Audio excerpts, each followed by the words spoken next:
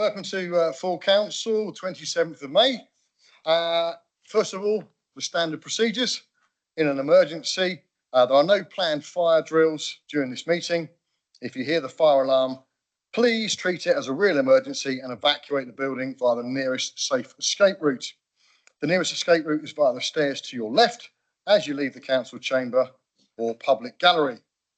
Exit by the door at the back of the building and walk across the inner car park to the evacuation point, which is the pavement opposite the police station. The lifts can't be used in the event of an emergency, and please do not enter the building until you're advised it's safe to do so by a member of staff. I'd like to advise both members of the public and the press this evening. This meeting is being recorded and it is broadcast live. Mobile phones should be switched off unless they are being used for the meeting. Please only speak when I ask you to do so and speak clearly into the microphone. First of all, have we got any apologies from any of the groups or members? Full house, eyes down, look in. It's bingo by Jingo. Great stuff. Well, first of all, welcome to all the new councillors. We've got 22 brand new members in here tonight. You're more than welcome. I've seen part of the induction. I've been dipping in and out of various other meetings. Thank you for getting involved and representing your communities. And I think it's worth tipping our hat as well to the members that aren't with us tonight, the old ones that have moved on, but nonetheless did their bit for their communities and for the island. Okay, before we commence the formal business of council, there are a couple of matters I'd like to deal with. Firstly, I'd like to introduce Mr. Richard Cullen to councillors. That's Richard over there. He has been appointed as a further mace bearer to support Steve and essentially learn from his years of experience. Don't panic. Steve is not being put out to pasture just yet. Yay.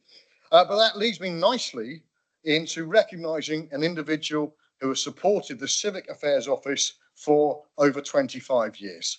I'm sure full council would join me in a short round of applause for Steve Hammond, Council Mace Bearer.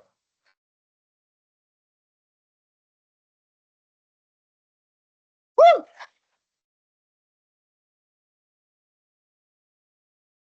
Thank you, Steve. Can I ask you to come forward and receive a small token of our appreciation? Whenever you're ready, Steve.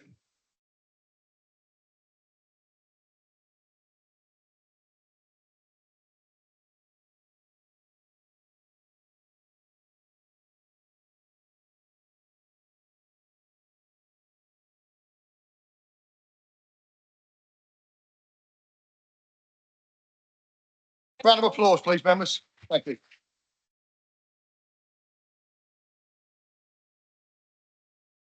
Next, a little bit more formal. As I'm likely to be nominated for the position of chair of the council, I will now vacate the chair and leave the room. The vice chair, Vanessa, will preside over the next agenda item. Thank you.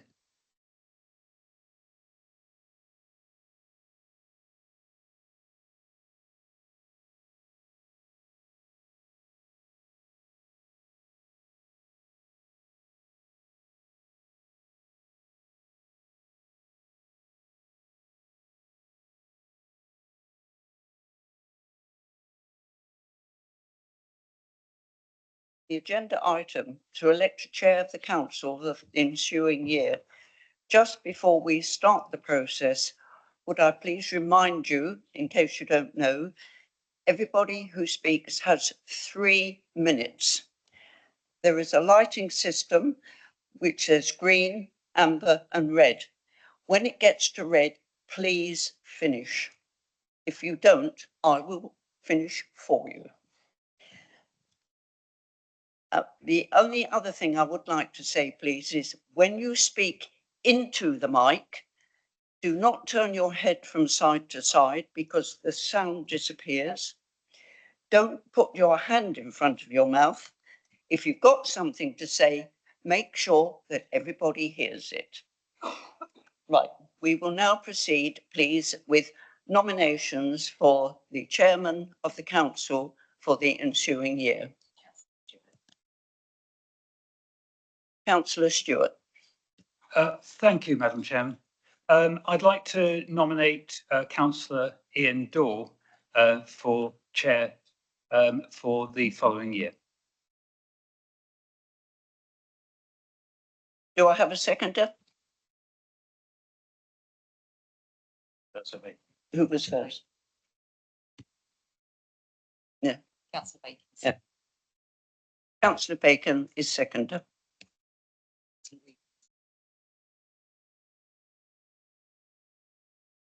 Wheeler, yeah. Councillor Wheeler. Councillor William, thank you very much, Chair, Deputy Chair. So we'd like to nominate Tony Barry, Councillor Tony Barry, for the position. If I may give a couple of pointers on his background. So he served in the military, in the Royal Artillery. Apologies, carry on. So, The nominee is Councillor Tony Barry, and there's a seconder, I believe, is Councillor Quinn. You're seconding?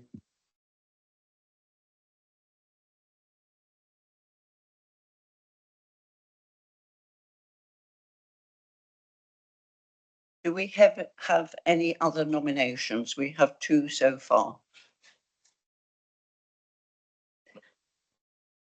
Right, in which case, the nomination for Councillor Daw, would you like your 3 minutes?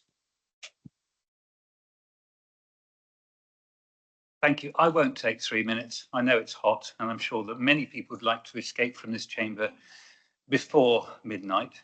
I would like to nominate Ian Daw to provide some stability to this council. He has provided excellent service over the last year, in spite of many of the sort of issues that we've all faced. I have no doubt at all that he would carry on and do an excellent job for the following year. Many people will know of his background in the armed forces and more recently in business on the island. He has proved his ability as chair, both in the chair for the full council meetings and representing the council for the Isle of Wight. He is a thoroughly upright and decent gentleman, and I'm sure that you would all like to support him. Thank you. Would the seconder wish to speak? I think everything has been said by Councillor Stewart. I would underline and support all of that. I think Ian has been a firm but fair chairman throughout. He has led us through some difficult times. I think we probably have some difficult times ahead, and I think he is the right person to be in control of these meetings, as well as being our civic representative going forward into the next year. Thank you. Right, thank you, Councillor Bacon. Now, the nomination for, Councillor Wheeler. oh, that's it. Excuse me, the nomination for Councillor Wheeler. Would the nominee wish to speak, please? Yes, of course. So I'm the proposer for Tony Barry.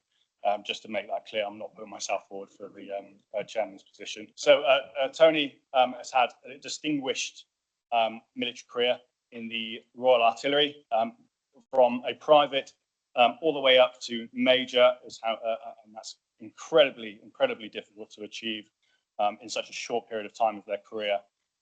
As part of his career, he chaired a few committees within the military, but he also very keen individual working with the steam railway. He has done for many years and is currently the director, trustee, and deputy chairman of the Isle of Wight Railway Company.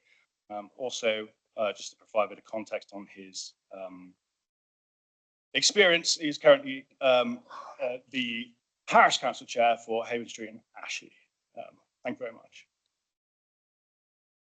Thank you. The seconder, do you wish to speak? Nothing more to add.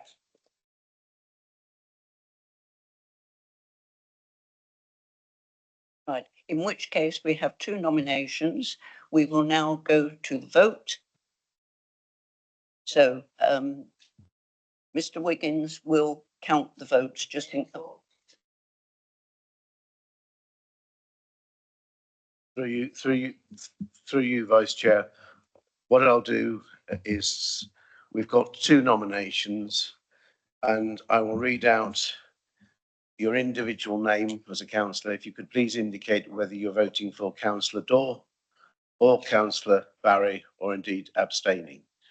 So, first councillor, Councillor Adam.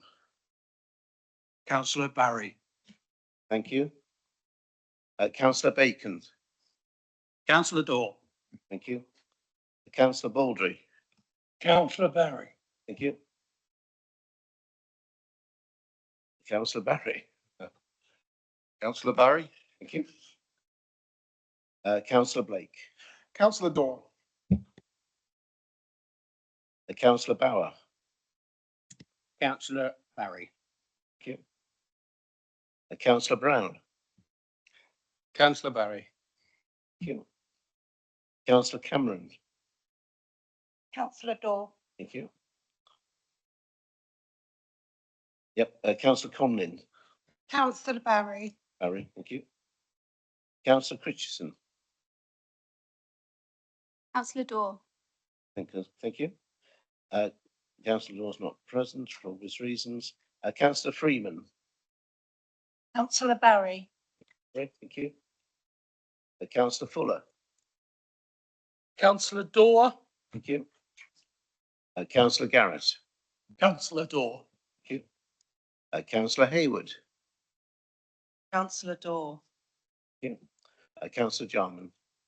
Councillor Daw. Thank you. Councillor Jeffries. Councillor Daw. Thank you. Councillor Jones Evans. Councillor Daw. Thank you. Councillor Kirkby. Councillor Daw. Sorry, I apologise. Councillor Barry. That's fine. Councillor Lilly. Councillor Daw. Thank you. Councillor Llewellyn. Councillor Barry. Thank you. Councillor Loke. Councillor Barry. Thank you. Councillor Love. Councillor Daw. Thank you. Councillor Lothian. Councillor Ian Daw. Thank you. Councillor Lucioni. Councillor Daw. Thank you. Councillor Newton. Councillor Barry. Thank you. Councillor Nye. Councillor Barry. Thank you. Councillor PC Wilcox. Councillor Daw. Thank you. Councillor Potter. Councillor Barry. Thank you. Councillor Price. Councillor Daw. Thank you. Councillor Quinn. Councillor Daw. Thank you. Oh, sorry, Barry. Yes. Councillor Raff. Councillor Barry. Thank you. Councillor Rafferty. Councillor Dawn. Thank you. Councillor Reynolds. Councillor Barry. Thank you. Councillor Rochelle. Councillor Daw. Thank you. Councillor Stewart. Councillor Daw. Thank you. Councillor Way. Councillor Barry. Thank you. Councillor Whelan. Councillor Barry. Thank you. And Councillor Williams. Councillor Barry. Thank you.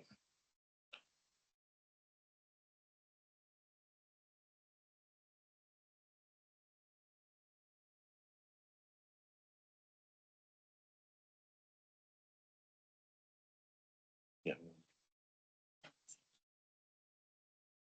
Yes. Got 19 as well. Yeah. Okay. The votes so far is 19 for Ian Daw, Councillor Ian Daw, and 19 for Councillor Tony Barry. Councillor Vanessa Churchman is the vice chair, and she has a casting vote. And by law, this is a situation where she must exercise a casting vote to break the deadlock of 1919. So over to you, Vice Chair. Thank you, everybody, for voting. A split vote. However, my vote will go for Councillor Daw.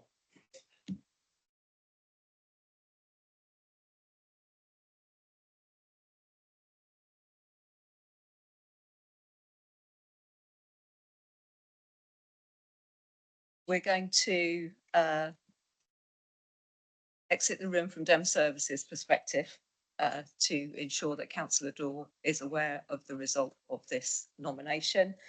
And the Vice Chairman has now left the Chair's role and will be replaced by your Chairman that you've elected for this year.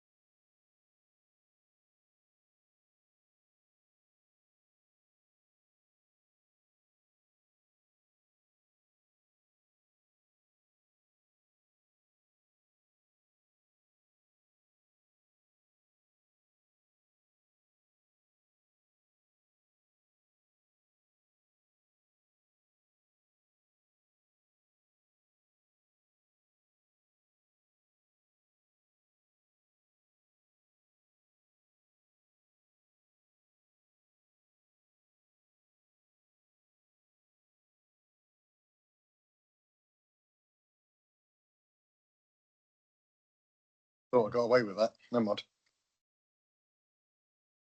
Councillor Daw will read out his acceptance and sign his certification.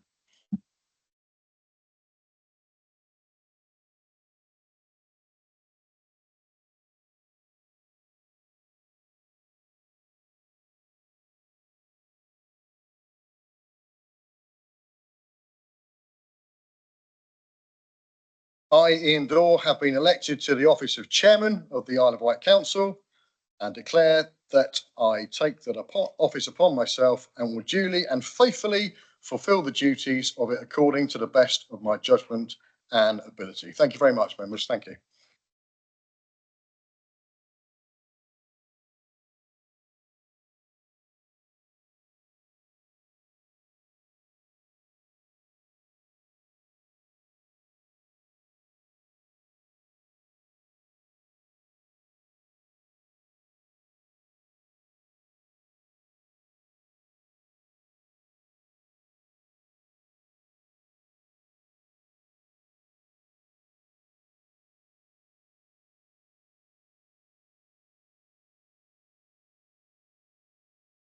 Thank you very much, members.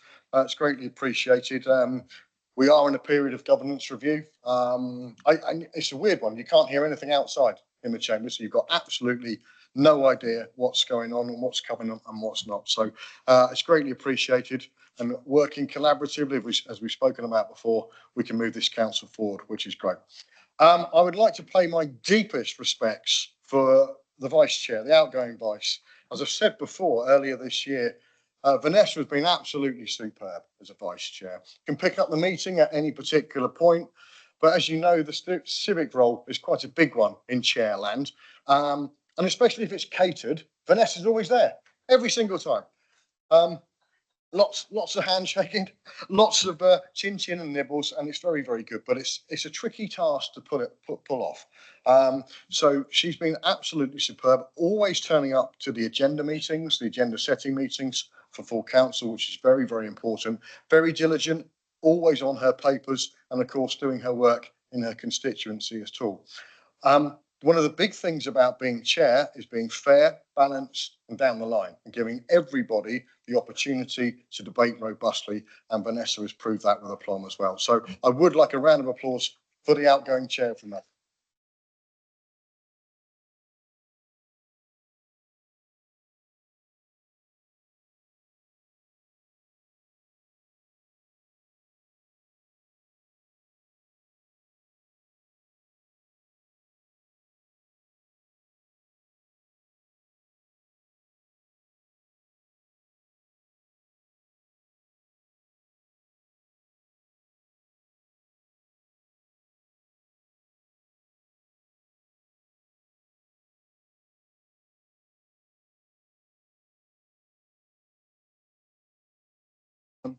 Right, kind of wasn't prepared on the whole chair's announcement bit, so I just rolled it off the top of my head. No, nothing. No, tell a lie. Was in Westminster recently with the MP Richard Quigley. We've been working for around about 8 months on the Valour Centre application as part of the Armed Forces Covenant. Met with the Veterans Minister, the Under Secretary of Defence, Al Cairns, the Chair of the Defence Committee, and various others to take that forward. It's a very exciting project.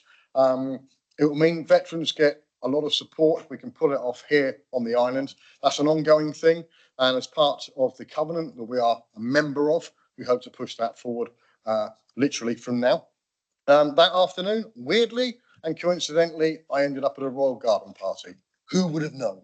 But there you go, being the man that used to fire fireworks out of his trousers in Binstead Wreck as a kid. But there I was, nonetheless. In terms of chair elements, we were in a pre-election period, so there wasn't too much engagement because it would have given favour over other candidates. So from a chair's point of view, stuff on the background, but not in the public domain. So that was my announcements. Wendy, have you got anything at all? Nothing from myself, thank you, Chair. Okay, so agenda item 3 is to appoint a vice chair of the council for the ensuing year. So I invite nominations from the floor for the vice chair, please. Councillor Whelan, James. Thank you, Chair. Congratulations. We'd like to nominate Tony Barry. Councillor Barry, thank you. Any other nominations? Councillor Stewart, thank you. You haven't heard me for an awful long time, of course, so I'd like to nominate Councillor Critchson. Councillor Critchson, thank you. And Councillor Whelan, have you got a seconder for your nomination, please? Oh. Councillor PC Wilcox, thank you. Councillor Critchinson, have you got a seconder, please? Councillor Garrett, thank you.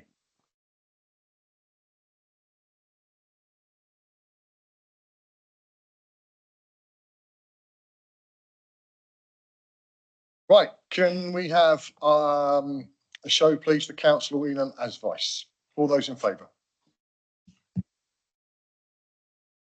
People might want to speak. I'm sorry, I do apologise. No, absolutely. Would anybody like to first of all speak on behalf of Councillor Barry? I would like to add, I got his regiment wrong in the first time discussing him becoming chairman, but he was actually in the Royal Signals. So I just wanted to correct the record on that one. Makes me feel a little bit better that I didn't nominate somebody in the Royal Artillery. Like Oh, I don't know. We call the bombs in. As an extra Royal Engineer, kind of, I get in trouble for that. Back in, I don't know what his trade. What was your trade, Tony? God's trade. That's a fair one. Okay, please carry on.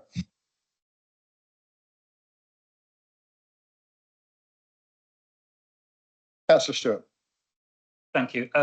I would like to nominate Councillor Critchson, given her very successful period as chair. She provided what we need now, which is stability and a focus on actually moving ahead. I would like you to support her.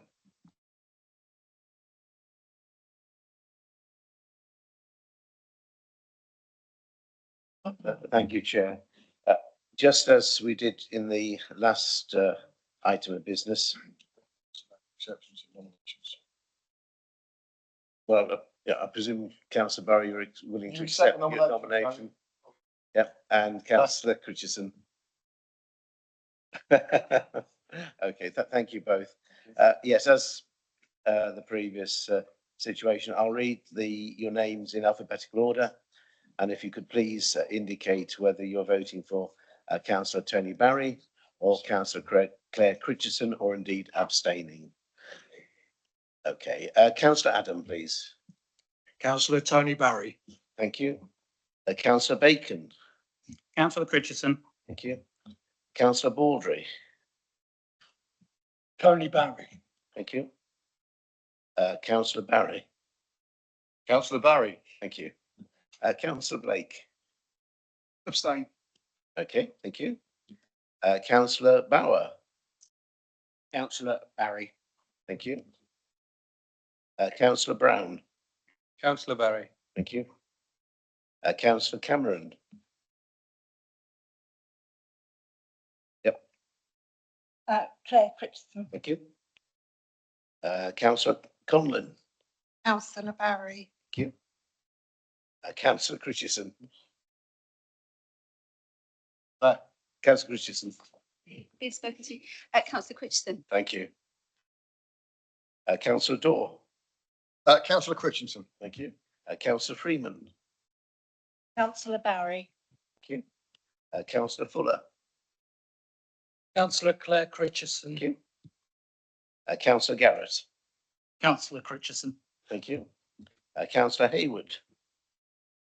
Claire Critchison. Thank you. Councillor Jarman, please. Councillor Critchison. Thank you. Councillor Jeffries. Councillor Critchinson. Thank you. Councillor Jones Evans. Councillor Barry. Thank you. Councillor Kirkby. Councillor Barry. Councillor Lilly. Councillor Critchison. Thank you. Councillor Llewellyn. Councillor Barry. Thank you. Councillor Loke. Councillor Barry. Thank you. Councillor Love. Abstain. Thank you. Councillor Lothian. Councillor Critchson. Thank you. Councillor Lucioni, please. Councillor Barry. Councillor Barry. Thank you. Councillor Newton. Councillor Barry. Thank you. Councillor Nye. Councillor Barry. Thank you. Councillor PC Wilcox, please. Councillor Barry. Thank you. Councillor Potter. Councillor Barry. Thank you. Councillor Price. Councillor Barry. Thank you. Councillor Quinn. Councillor Barry. Thank you. Councillor Raff. Councillor Barry. Thank you. Councillor Rafferty. Councillor Critchison. Thank you. Councillor Reynolds. Councillor Barry. Thank you. Councillor Rochelle. Councillor Critchison. Thank you. Councillor Stewart. Councillor Critchison. Thank you. Councillor Way. Councillor Barry. Thank you. Councillor Whelan. Councillor Barry. Thank you. And Councillor Williams, please. Councillor Barry. Thank you.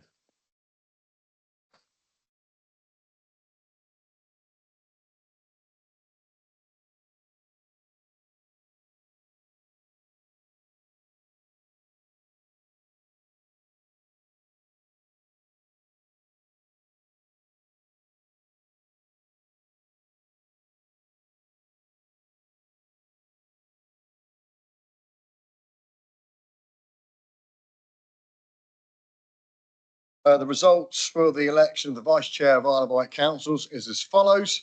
Councillor Barry, 23 votes. Councillor Critchinson, 14, with 2 abstentions. I declare Councillor Barry is the Vice Chair of Isle of Wight Council. Congratulations, friends.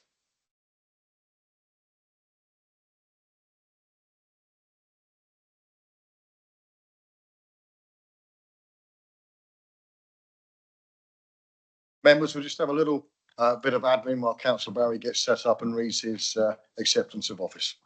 Thank you.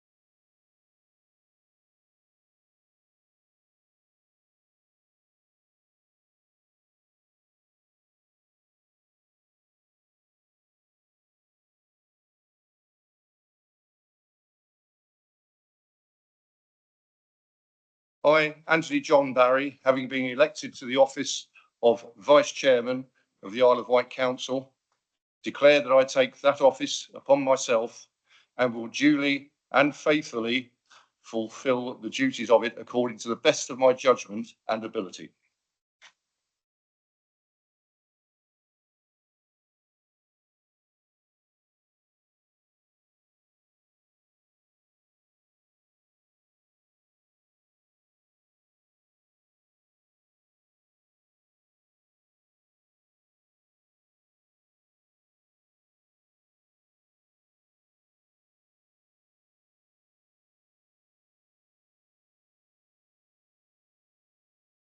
Vice Chair, would you like to say any messages of thanks to members? I thank everyone for their confidence in voting to me to become the Vice Chair. It is a great honour, and I accept that some people may think it's a bit strange having someone who's new to the council take on this role, but I've put quite a lot of effort into preparing for it, and I will assure you all that I'll be working with everyone, because we have to move forward together as one big team, and I'm up for being part of that one big team. Thank you very much.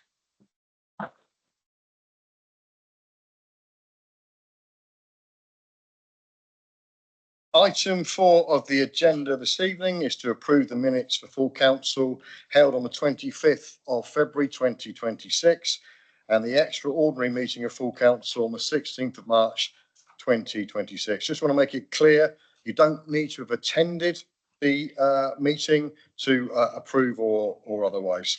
So I'd like to move to the approval of the minutes, please, and I seek a seconder. Councillor Bacon, thank you. All those in favour?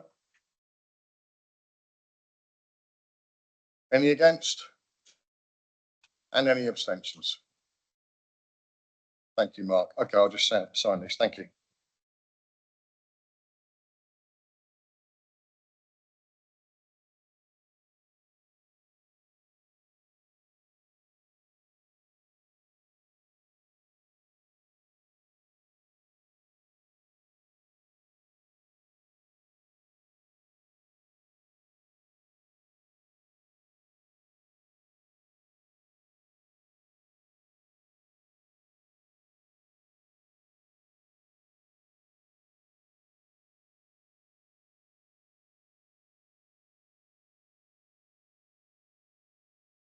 Thank you very much. Agenda item number 5, declarations of interest.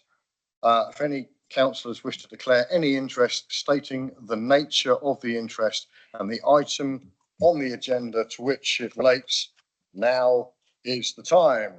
Councillor Jones-Evans, please. Thank you, Chair. I need to declare an interest in item 11E. I'm a member of Newport and Carisbrooke Community Council, and I've been advised by the monitoring officer that it's best that I'm going to leave the room during that. I'm not going to repeat the long paragraph I had explaining Mr. Potter gave me, because that would be a waste of everyone's time, but just know that I shall be leaving the room when we get to that meeting, that agenda item. Thank you, Julie. Councillor Garrett, please. Chair, thank you. For the same reasons as Councillor Jones-Evans has declared an interest, I am a member of Newport and Carisbrooke Community Council, and I shall be leaving the room for the period of that debate. Thank you, Andrew. Councillor Price, Matt. Thank you, Chairman. Yeah, for exactly the same reasons as a member of Newport and Carisbrooke Community Council, I will also be leaving the room for that agenda item. Thank you. Thank you, Councillor Price. And Councillor Lothing, Vix. Thank you, Chair. Exactly the same reason as given. I'm a member of Newport and Carisbrooke Community Council. I will be leaving the room. Thank you, Councillor Lothing. Councillor Fuller, Paul. Thank you very much, Chair, and congratulations. I need to declare an interest in item 40 on the outside bodies, Southern Inshore Fisheries and Conservation Authority. I am currently chairman of that regional body. Thank you. Thank you, Councillor Fuller. Any more declarations of interest? Oh, another one. No, yes, Chair. Just following on from the lead from Councillor Fuller, just to say I am currently a director of Visit Isle of Wight, and that is one of the outside bodies we shall be. I am actually a director of that organisation. Thank you, councillor Jones-Evans.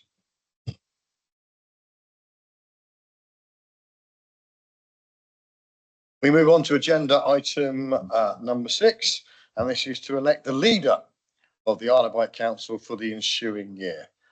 So I ask for nominations. Councillor Jones-Evans. I would please like to nominate councillor Jonathan Bacon.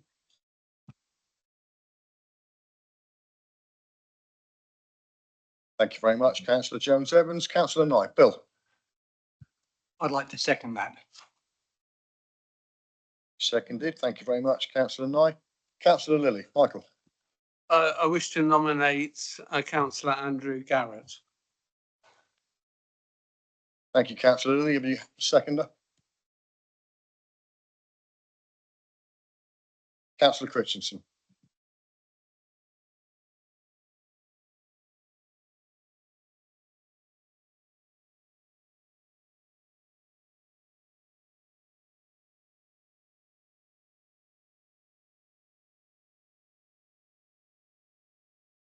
Those are the only nominations.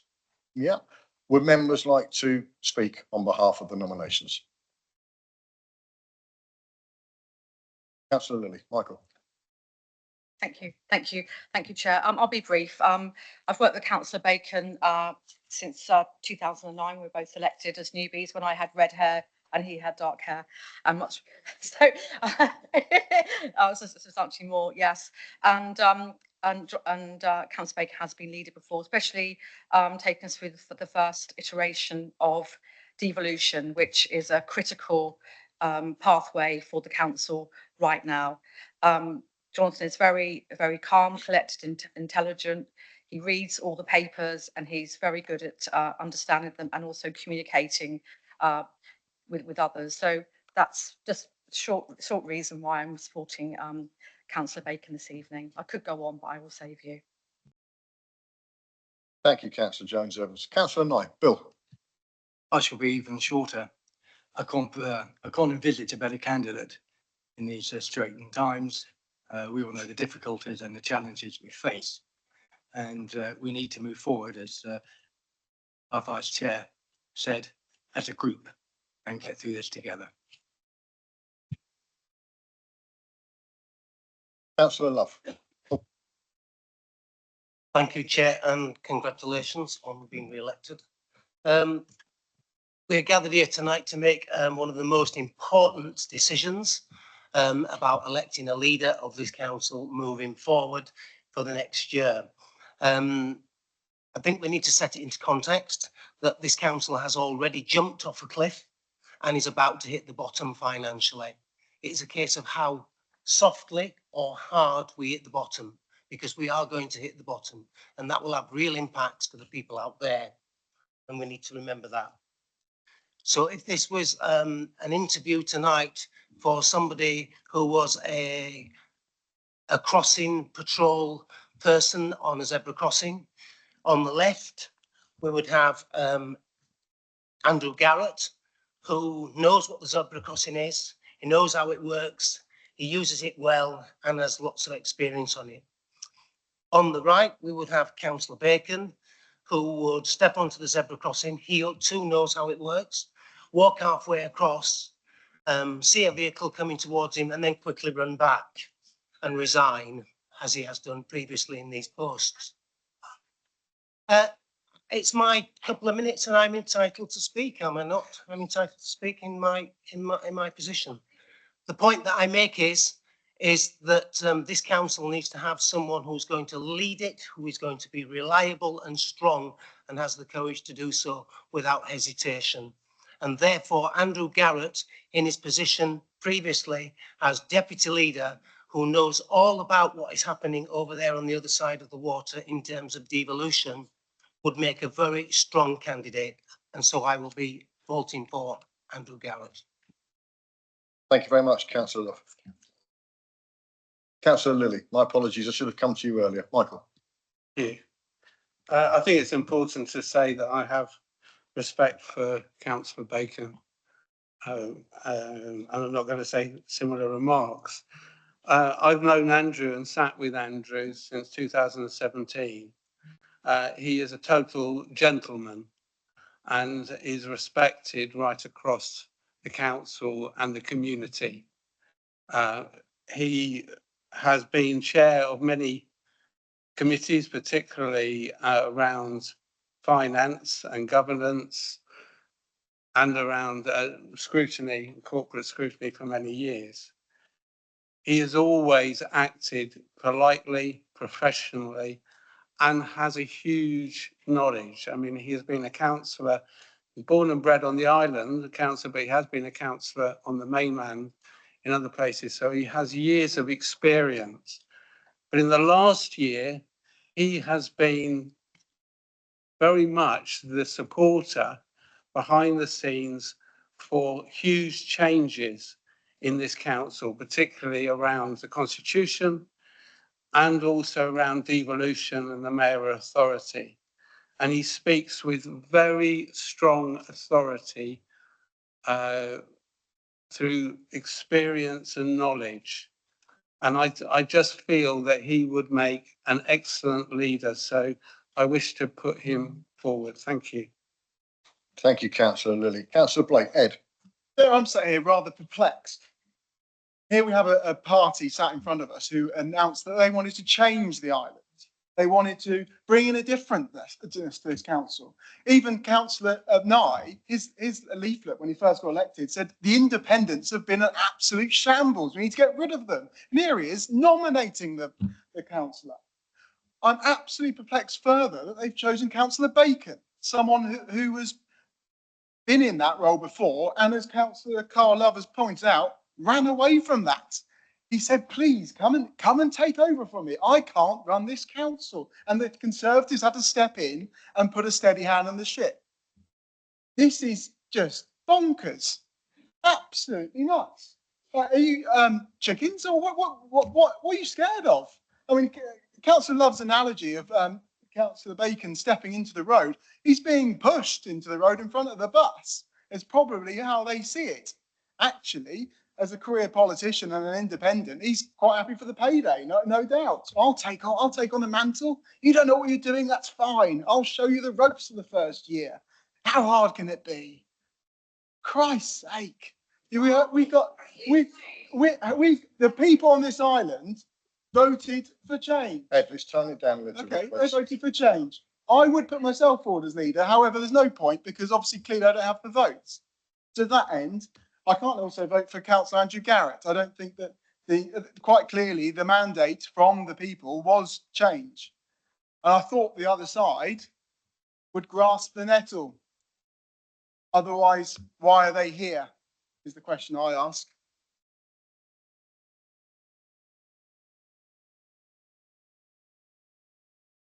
Before we go to the vote then, any other conversations to be had? Councillor Knight, Bill. Is this the same Ed Blake that was passing a rumour this morning that he's seen a WhatsApp message between the Lib Dems and the Independents saying that they're going to destroy reform? I think that was what you said. And just to set the record straight, I wasn't referring to the Independents, I was referring to the Tories. And I did approach members. This is a fresh start tonight. It's a fresh start. Bill, knock it off. Ed, wind it in. It's a fresh start tonight. We've got a new vice. He might be wearing a different set of colours tonight, but everybody should be given the respect and the dignity to have that conversation. Robust debate is one thing, but when we're getting to personal bits and bobs, we need to toe the line. So let's draw a line under that. We'll do democracy. We will go to the vote and we'll see where it falls.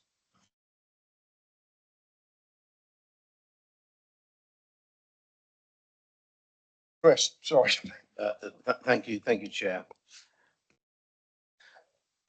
We have two candidates, Councillor Bacon and Councillor Garrett. So as you're used to it already, I'll read names out in alphabetical order. And if you could please indicate whether you're voting for Councillor Bacon or Councillor Garrett or indeed abstaining. Councillor Adam, please. Councillor Bacon. Thank you. Councillor Bacon.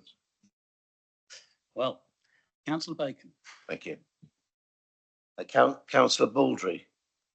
Councillor Bacon. Thank you. Councillor Barry. Councillor Bacon. Thank you. Councillor Blake. Abstain. Thank you. Councillor Bauer. Councillor Bacon. Thank you. Councillor Brown, please. Councillor Bacon. Thank you. Councillor Cameron. Thank you. Councillor Conlon.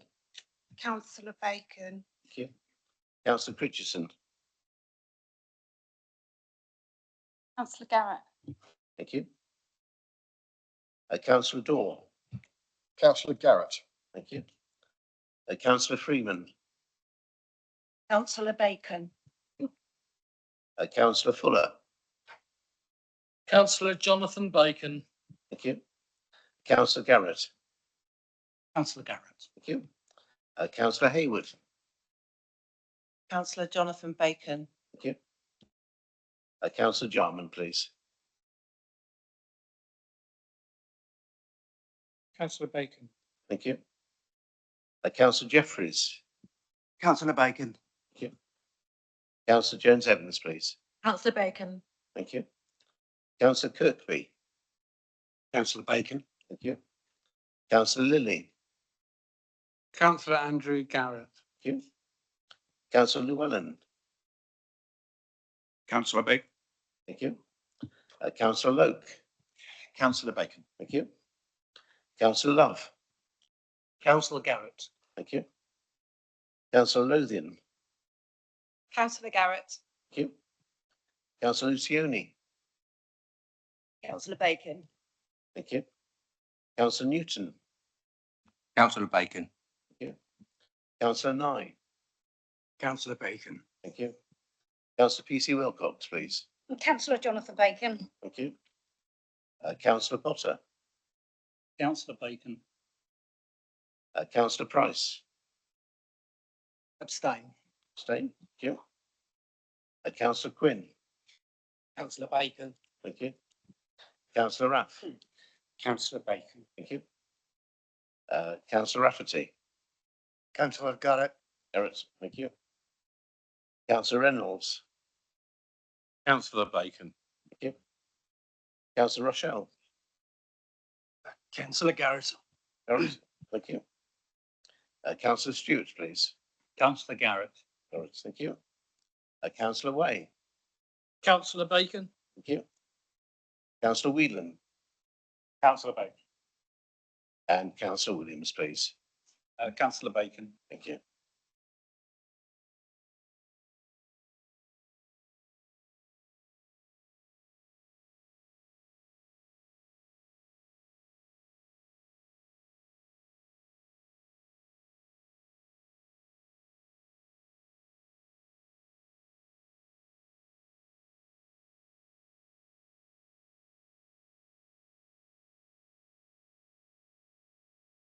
The results of the election for the new leader of the Isle of Wight Council, Councillor Bacon, 28, Councillor Garrett, 9, with 2 abstentions. I declare Councillor Bacon the new leader of Isle of Wight.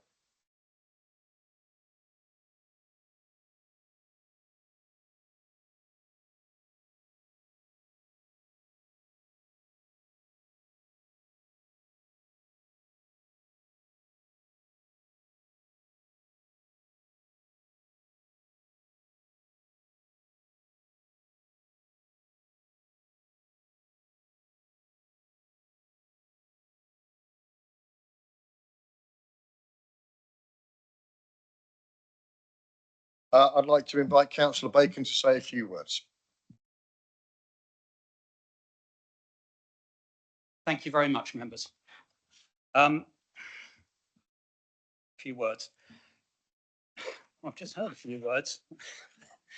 The last 2 weeks, as this new council has been coming together, have been very interesting. One aspect of it is it's been a bit like a nightmare in the maths department. It's 1920. No, it's 16, 4, 19. Now it's 2, 4, 6, 9.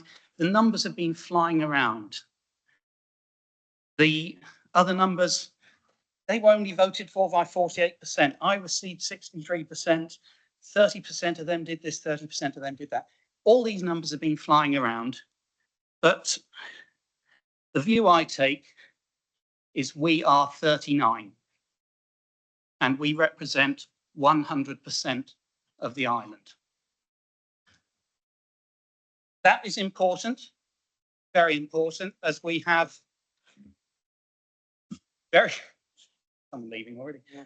As we have some extremely big challenges ahead. Devolution has been mentioned, and that is probably the biggest thing one of the two biggest things on the horizon, devolution and the perilous financial state we're in. All the comments that have been made in that regard, absolutely true. And of course, on top of that, in the last year, this council has been labelled dysfunctional. I'm extremely conscious of that in taking on this role. And I take this role on the basis that we need to promote and foster collaboration and working together across the whole chamber, across the whole 39, to deal with the issues we face. Frankly, we need to avoid the sort of factional behaviour, conflict that I'm afraid we've already had exhibited this evening. It does us no credit. It does the people who act in that way no credit. It does the council no credit. And it's one of those things that was highlighted and a key feature behind that Penn report that labelled us dysfunctional. To do this job, I will remain independent of any other group. I'm currently unaligned to any group, and that will remain the same while I'm in this role. I think it is important because I want to be able to help, work, guide, support, whatever is necessary, everyone in this chamber and this whole council. And I ask, simple ask, but it's hopefully not too difficult to achieve, that we can all go forward together in that same spirit. All of us, everyone. Because otherwise we're going to be up a certain creek. Not only will we not have a paddle, we probably won't have a canoe. So thank you for putting your trust in me. I hope to repay it in full and do the best job possible. Thank you.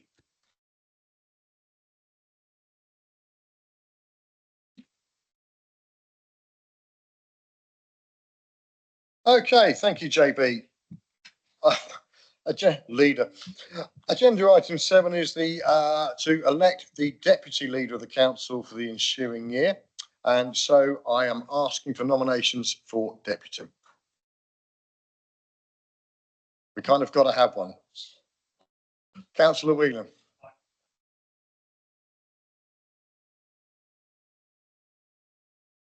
I nominate Councillor Bill Nye. Thank you, Councillor Whelan.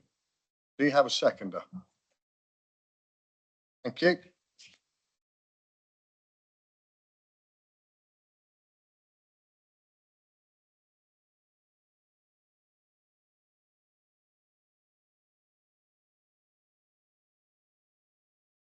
And do we have any other nominations?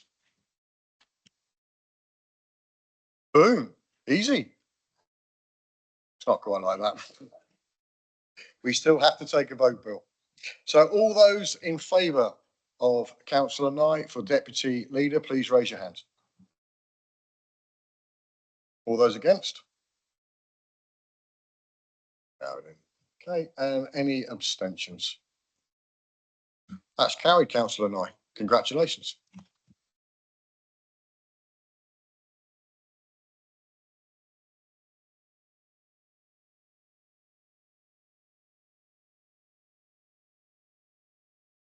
You don't get to say any words though, Bill. I'm sorry.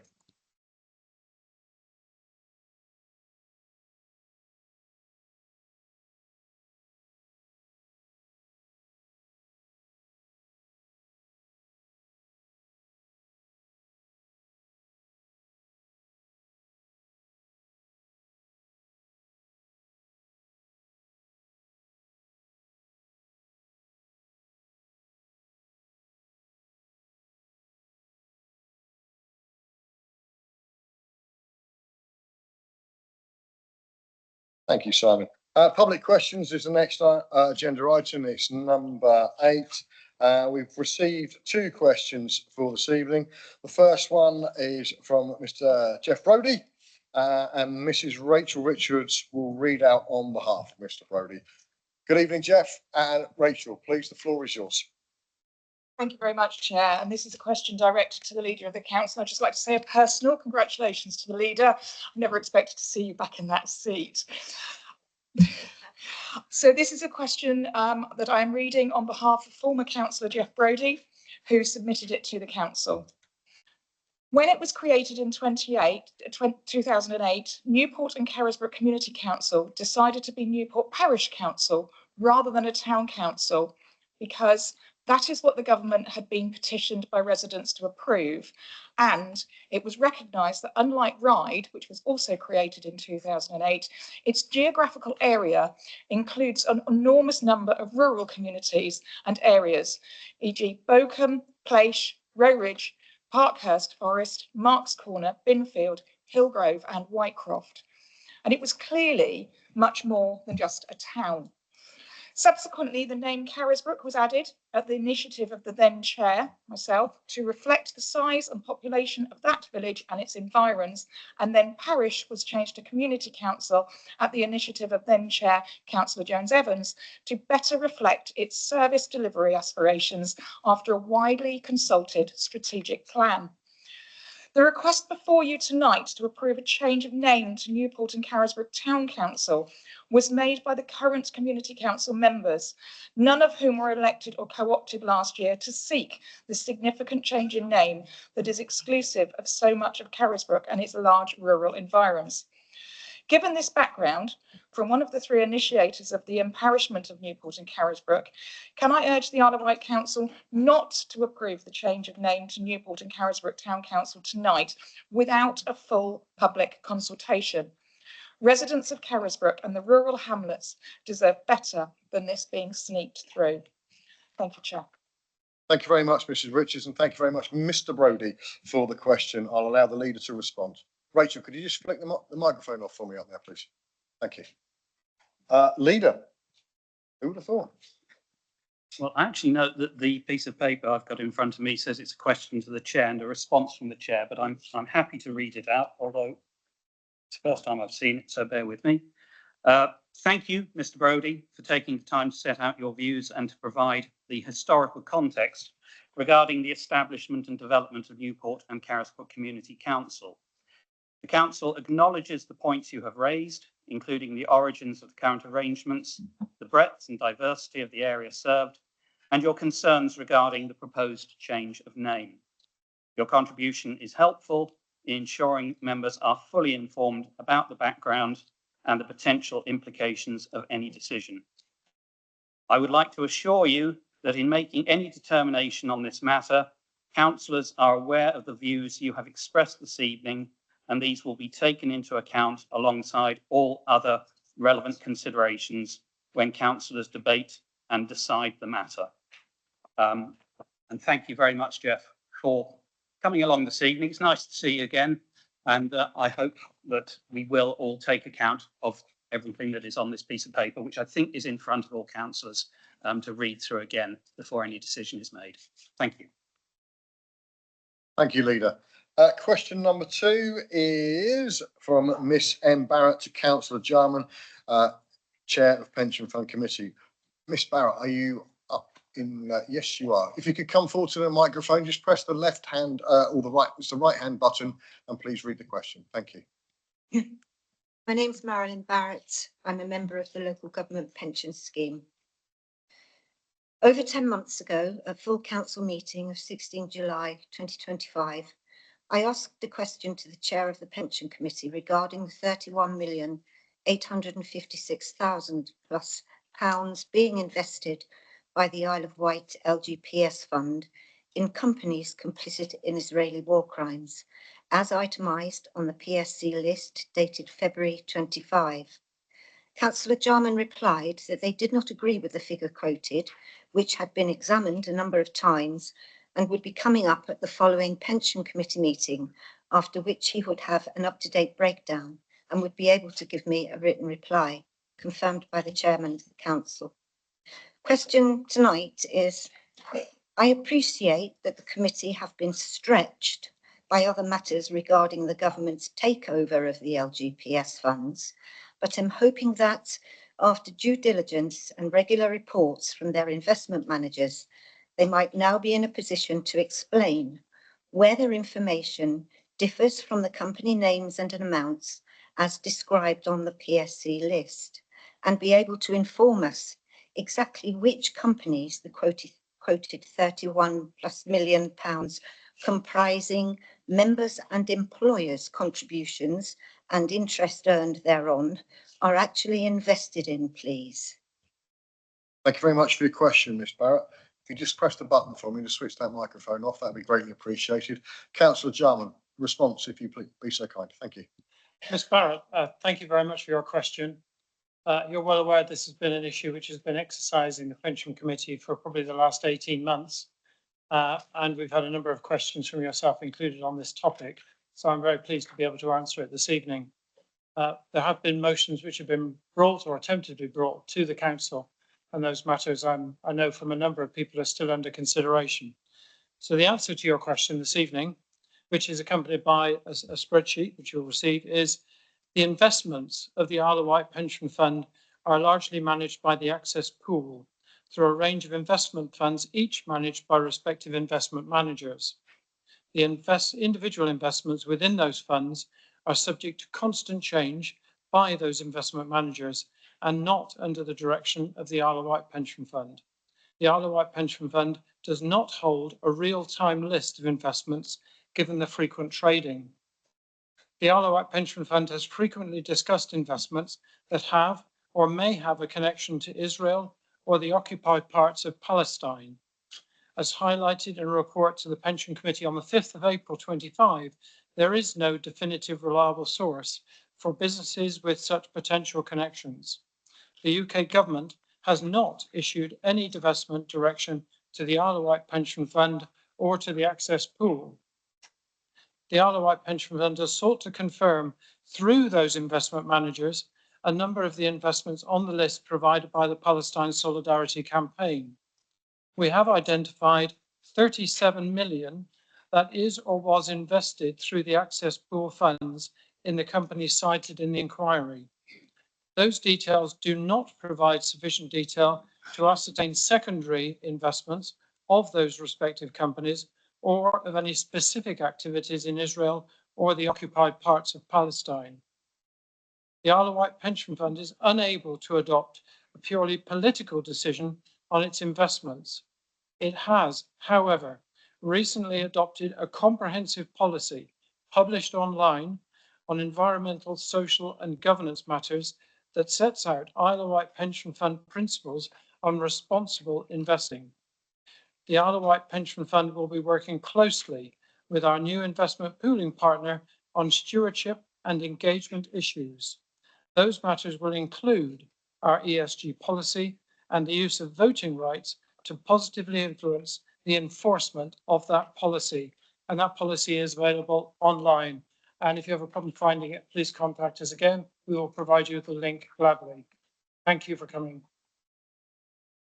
Thank you, Chris. And thank you very much for your question this evening.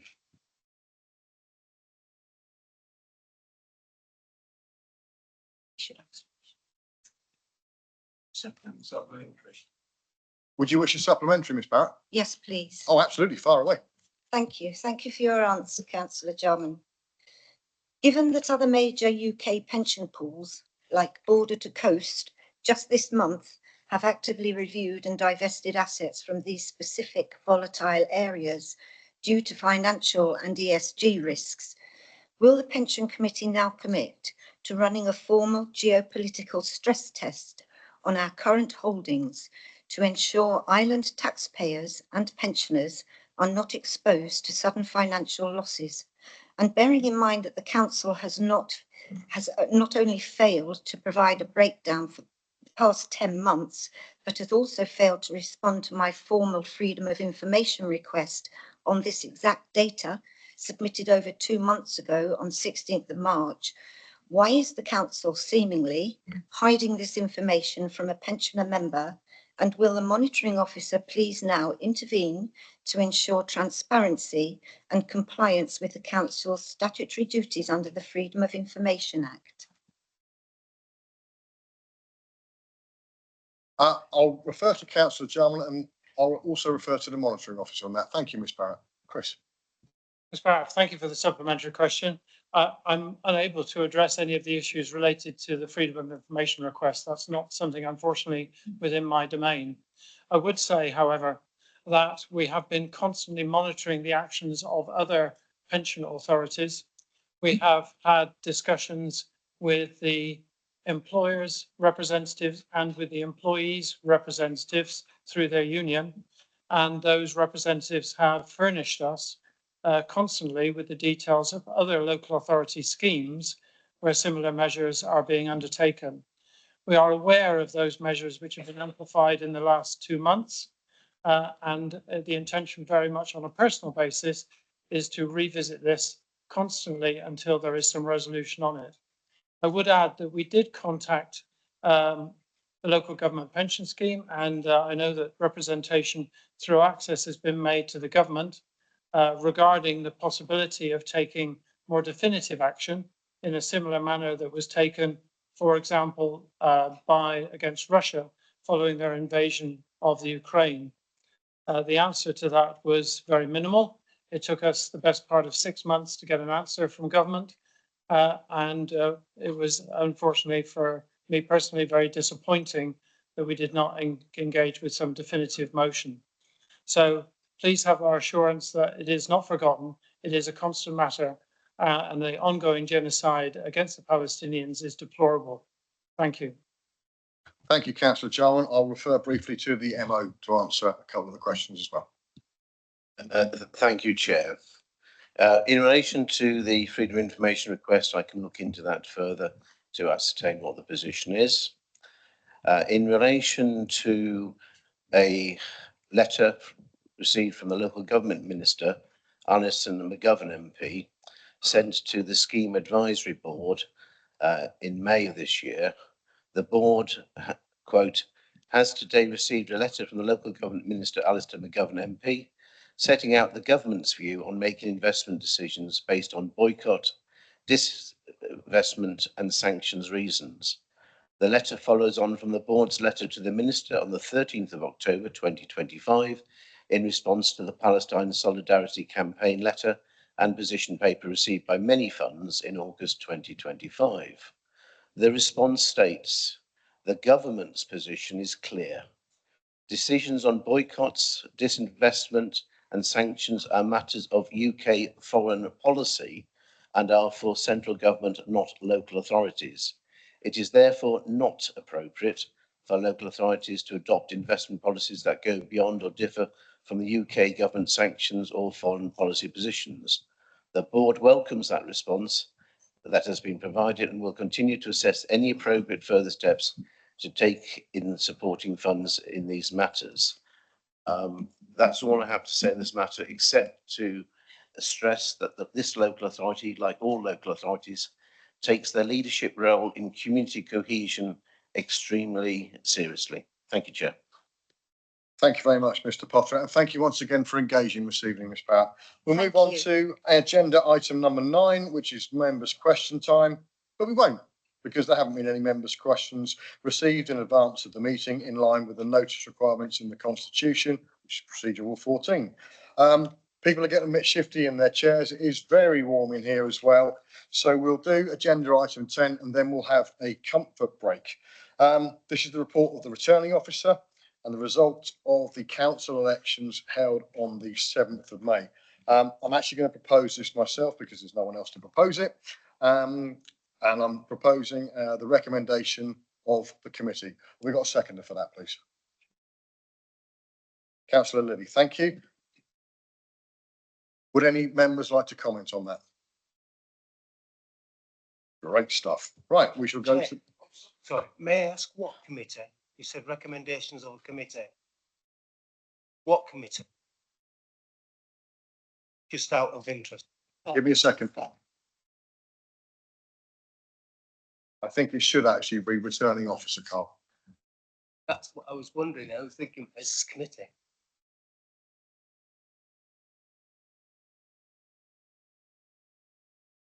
I did read my papers just in case.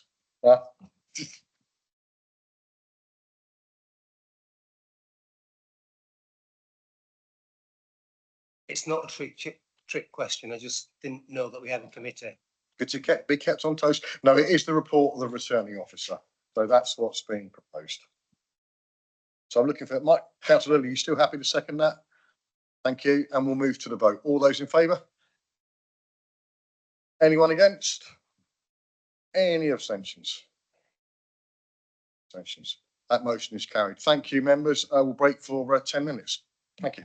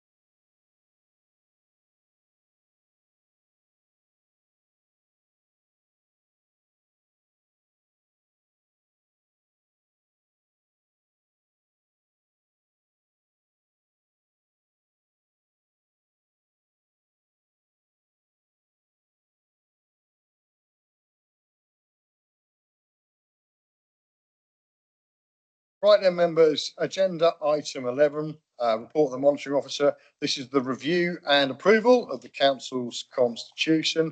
The MO is going to introduce the report. Chris. Thank you, Chair. The report concerns the review of the constitution. Members will be aware that the council changed to a committee system in May of last year, 2025. And as part of those arrangements, the constitution was going to be kept under review, in particular how the constitution was meeting the anticipated needs of the council. A detailed review will take place with members in due course to ensure you're fully cited on matters.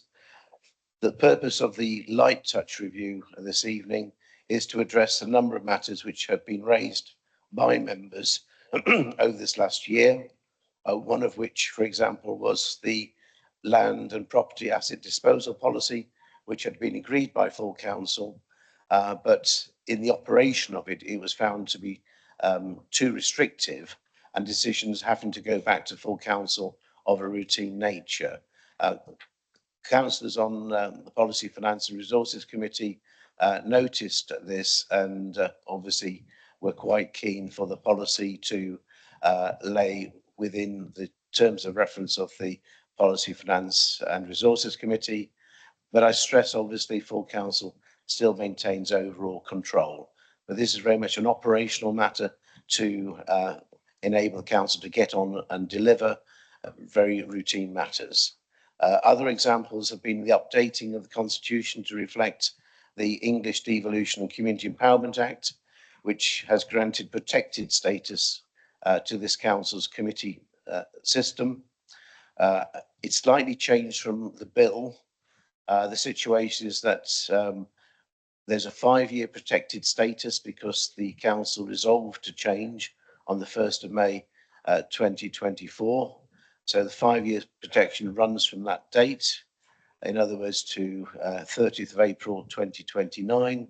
And there's a further year from the 1st of May 2029 to the 30th of April 2030, by which at the very latest the council will need to review the committee system and make a decision whether it wishes to continue with it or adopt an alternative valid system of governance at that time. The report itself sets out various other sort of relatively small changes, and I would invite the council to accept the recommendations. If I can help any councillor at any stage, please let me know. Thank you, Chair. Thank you, Mr. Potter. I now turn to the leader to move the item. Very simply, there are 2 recommendations, paragraphs 3 and 4 on page 31, that the revised constitution be approved and be adopted with immediate effect, and that a further in-depth review of the constitution takes place in consultation with councillors. So I'm happy to move that. Thank you very much, leader. Are you seconding, Councillor Jones-Evans? I am indeed. Thank you very much. We have the motion. It's seconded. It's on the floor. I'll take questions from the floor. Councillor Garrett. Andrew. I think you mean speeches, Chair, rather than questions from the floor. And I wish to address the change at 3.28 of the Constitution, where the established way of doing things was for the leader of the council to be the chair of policy, finance and resources. It's my view that those 2 roles are so utterly intertwined that they should remain together. But I will be interested to hear the views of the new leader of the council, and may I congratulate him on his accession to office, and I look forward to him delivering for this council and for the island. If you'll slightly indulge me, Chair, may I, as the outgoing deputy leader, give thanks to Chief Executive Wendy Pereira, the directors who supported former Councillor Jordan and myself through the last year. And if I may, can I just pick out one person? She's not here tonight, but that person is Lucy McLaughlin, who has helped me when I was deputy leader stay on top of the things that I had to do. And because we met at 8 o'clock by Teams on a Monday morning, was always a bright spot at the start of the week. So I have already thanked Lucy otherwise, but she is an exceptional officer, and it is. I always think it's very important to acknowledge the work of those who do work behind the scenes to keep this show going. Returning, however, to my thoughts, if there was a mood within this chamber to reinstate what is our established practice of retaining the chair of the Policy, Finance and Resources Committee as being an office held by the leader of the council, I would move an amendment, but I will look forward to the debate that happens. I also see that the IWAC representative on planning committee appears to have been removed. I would have liked members properly to have had a chance to discuss that the relationship between this layer of government, local government, and the layer sometimes thought of as below us, but I see as an equal with us, is very important, and the roles in which we had found for engaging with IWAC, representing so many of our local councils, should have been given greater consideration before they came before us in this paper. Thank you, Chair. Thank you very much, Councillor Gowan. It's always encouraging to hear positive messages about our wonderful staff that look after us. The chair, as you know, has a Martine who's absolutely brilliant at managing my diary, making sure I've got the right trousers, and indeed that they're on. Martine, often shaken but not stirred. I thank you. Councillor Blake.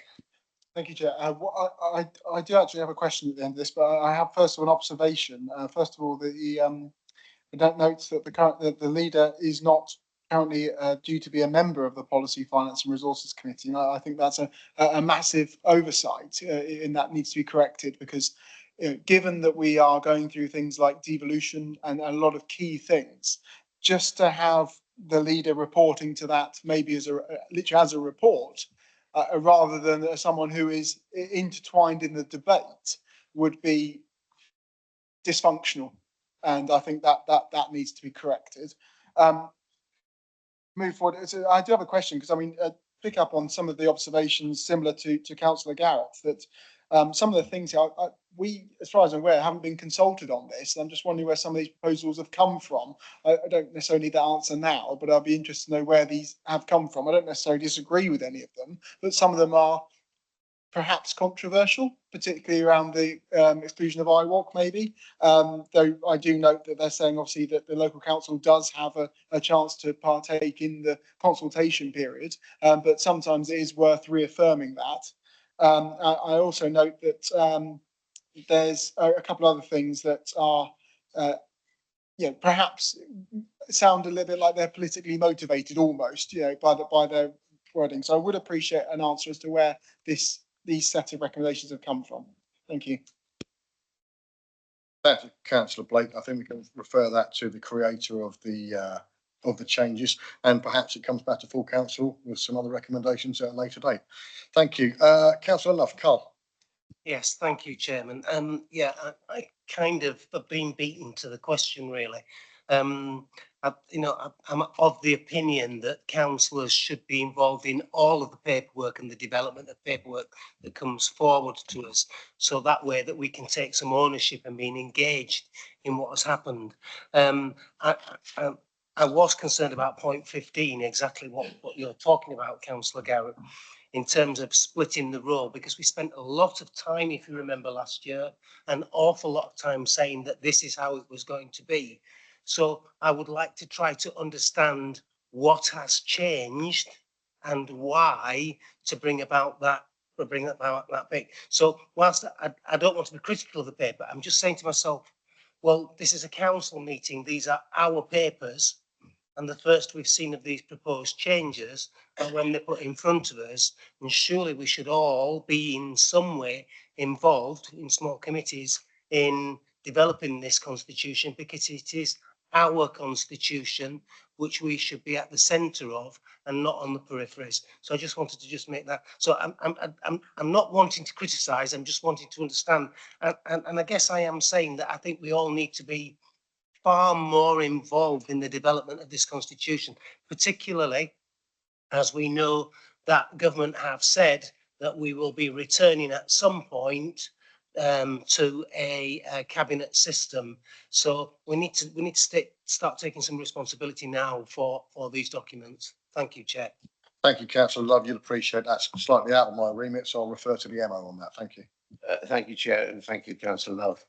I think the important point I made earlier is that my understanding of the Act which has been passed is that there are one or two legacy, well, three legacy councils which will be allowed to continue to operate the committee system, namely this council, Bristol City Council and Sheffield City Council.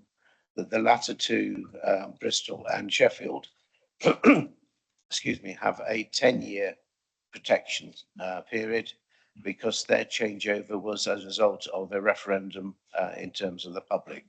So the government's recognised that, just as it's recognised a 5-year protection period for this council, in order that we're not forced back into a early change to a leader and cabinet system. What did happen prior to the Act, I'll just quickly mention, if I may, is that prior to the Act, the council was locked in for a 5-year period where it couldn't make any changes. Now, as a result of the Act, you could make changes if you so wish, but obviously one's got to read the room and find out what people want. And that nicely illustrates the point you've rightly made about proper engagement with councillors on constitutional matters. Now, the changes which are being put forward are largely, if we take the one which Councillor Garrett's rightly raised about the leadership and the chair of PFR, which previously, or indeed currently, the leader is automatically a member of and chair of PFR, assuming the proportionality works.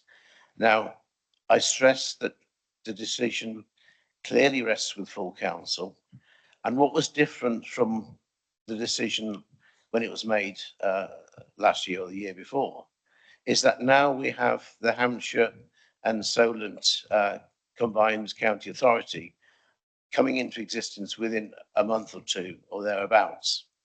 And with that, there's a lot of work which will have to be done by the leader of the constituent authorities, because for the first 2 years, there'll be no mayoral mayor in place because the mayoral election is May 2028. So the leaders are having to, work through the setting up of the organisation, and all those decisions have to be unanimous. So the concern was that we have a budget challenge as well. And what I wanted to ensure was not take anything away from councillors, but to give you the opportunity to decide whether you still want to vote through for the leader also to be chair of PFR if the proportionality works, or whether or not you'd want to create a bit of time and space for each of those post holders to do what they need to do. So the choice is entirely yours on that particular item. And on the other items, obviously, I've already mentioned about the experience of members on the to do with the land and property assets disposal policy. There was no point having a snagging list where members have put forward something which would benefit from an early change, etc. There's absolutely no intention of making further changes without, engagement with members. So some of these we've already engaged with members, albeit maybe members of policy, finance and resources, as opposed to across the board. Thank you, Chair. Thank you very much. Ever separate. It's a very reasoned debate, Councillor Love, please. Thank you very much for providing that explanation. I think that is helpful. I think the point that I feel is that one, we should be debating whether if we want, we should put this on the agenda so that we could have. I know it's in the agenda in this particular bit. What I'm saying is that nobody's discussed this about whether if we want to split the role or not as a council. That's one bit. But the second bit is that this should be on the agenda as a separate item rather than it being contained, in my view, moving forward, because it's complex. And the other bit is it should also be on the agenda, as you have just explained now, whether if we want to change back to a committee system or not. That should be a separate, because the power now exists to do that if we so choose. So I would ask the chair if that's something that could be put on the agenda Do we want to remain as we are, or do we want to change to a cabinet system moving forward? And I think that's a quite reasonable decision for us all to make. Thank you, Councillor Love. That could be a future agenda motion, or it could be a motion, agenda item, sorry, or a motion that we could bring forward at a later date. I think that's fair, very reasoned and balanced. Councillor Jarman, Chris. Thank you, Chair. The Chair is aware that I sent 2 emails today to himself and the monitoring officer regarding issues within the paper. There are actually 3 key matters. The first is the separation of the leader and the chair of PFR. The second one is the middle section, which is the somewhat administrative, but some of those are quite important administrative changes to the way that the council operates. And the third one is the creation of a standards body, standards committee, which is in there as well. On the first issue regarding the separation of roles, that matter was debated at full council. The matter having previously gone through various other committees here, and given it was debated at full council, it remains under the purview of the full council to revisit that, albeit subject to the 6-month and other rules. The role of the leader, since we last made that decision, has changed substantially. The role of the leader now, I anticipate being very much of representing this island in this council in those discussions regarding the organisational changes and structural changes which will happen to regional government. However you think of them, whether you're in favour or against them, there will be discussions on them, and it is very much within the remit of the leader to be fully involved in those discussions going forward. I cannot imagine a more onerous role currently that somebody would take on as leader. The role of PFR and chair of PFR is intrinsically different now. We are in a crisis financial situation. It requires some very hard decisions to be made. I'm aware of many of the representations that the political parties here have submitted. It's quite clear that without radical change in the direction of this council, we will become in a terminal financial situation. So both of those are critical roles, separate roles, and should be addressed as such. The middle issues, I have a lot of sympathy for the conversations that have gone on. We do need those to be discussed within the committee system and to find out what level of support there is for from councillors. I don't think there's any urgency apart from the mayoral structural issues that needs to be rushed on that. And the same perhaps is true of the standards committee. So those are my thoughts and my feelings. 3 separate issues. Unfortunately, they're here wrapped in a single motion. Thank you. Thank you, Councillor Jarman. Councillor Jones-Evans, Julie. Thank you. When we adopted this model of governance as a committee system, we always knew that we hadn't got it right straight away. We hadn't run a committee system for many, many years. And also, in my view, we didn't have the resources, the human or the financial resources to run the tip-top range of committee systems. So it's been an iterative process, and I think as we've sort of been beta testing it for the last year, and those snags have been become apparent. So I welcome these changes. They're not massive changes, but they do assist. I look forward, as Councillor Love has said, for more member involvement, and that is obviously the second part of our decision this evening, that we can review the constitution and as it is with the committee system. I've got a few suggestions myself, and I think there was a survey a couple of months ago as well. So I think you've probably had quite a few robust comments, monitoring officer, regarding how that's running. So I think we just carry on. I'm happy to take these on block as they are this evening, and that's why I seconded it. But happy to. I don't know if we're allowed to move to the vote yet. If you've got other people waiting, Chair. On this, Councillor Jones-Evans, the only other individual is Councillor Fuller. He may prefer to move straight to the vote. Oh, and Councillor Bacon as well. As you're the leader, Jonathan, go on. Paul, do you wish to speak? Thank you very much, Chair. Yes, I would like to speak very much. one of the concerns that I've had over the constitution and the change to the committee system is the fact that we exclude town and parish councils more and more so. And I think town and parish councils are really, really important. They are the bedrock of our community. And I'm very, very disappointed that there is not space to give them the opportunity to have an input into our decision making within the Isle of Wight Council. The reason for that is because year after year after year, with less and less money going in to provide public services for our communities, this is something that town and parish councils have to pick up. And I find it quite disingenuous to our friends within town and parish councils that they do not have scope to be able to be more involved within the work that we do as an Isle of Wight Council. They are made up of volunteers. Let's treat them like the professionals that they deserve to be. Thank you. Thank you, Councillor Fuller. I am mindful of time. We've got some fairly heavy lifting to do before we finish tonight. Councillor Bacon, please. Thank you, Chair. I was effectively asked a question by Councillor Garrett, so I think it's only right I chip in. I do agree with the vast majority of the changes, and in particular, well, as part of that, the change to the PFR committee.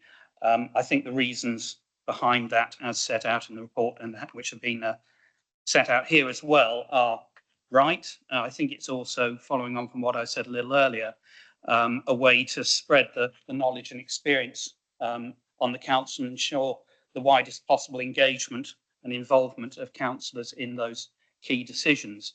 But I do agree with Councillor Blake absolutely wholeheartedly that the leader should be in attendance at that meeting. Can perhaps hark back to those who can remember when the leader had to attend on pain of death at scrutiny committee and be questioned. I think that would be utterly appropriate, and whether or not that's written into the constitution, I will undertake to attend any PFR meeting as leader that I'm not physically otherwise prevented from doing so. I do share the disquiet which Councillor Fuller has just outlined about the removal of IWALC from the planning committee. I think that's a retrograde step, I must say. I think there have been useful contributions, and the explanation given in the covering report refers to each local parish council and not IWALC, which is an important body representing the entirety of its membership, which is the majority, the vast majority of parish and town councils and community councils on the island. Lastly, I would like to underline again, building on a few things I said earlier, that I think the Standards Committee is something absolutely essential. It was one of the Penn Committee recommendations, and supporting that is, in my view, essential to showing our commitment to improving and developing good governance. Thank you very much, Leader. I'll also take that as your right of reply as the mover, but also highlight the fact that the numbers have been crunched for that particular committee that we are going to be creating later under the Penn report. So with that, members, we shall move to the vote, I think. So all those in favour, please raise. Some, we're going to have to do a head count on this one, please. Yes, please.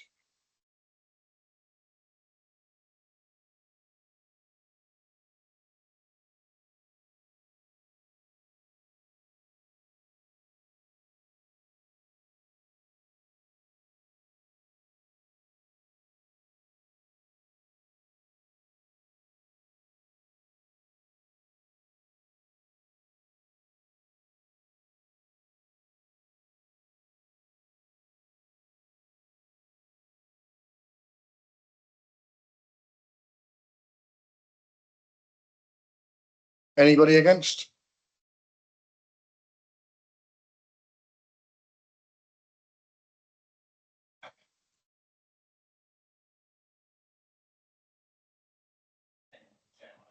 Thank you. And any abstentions? Thank you. That motion is carried.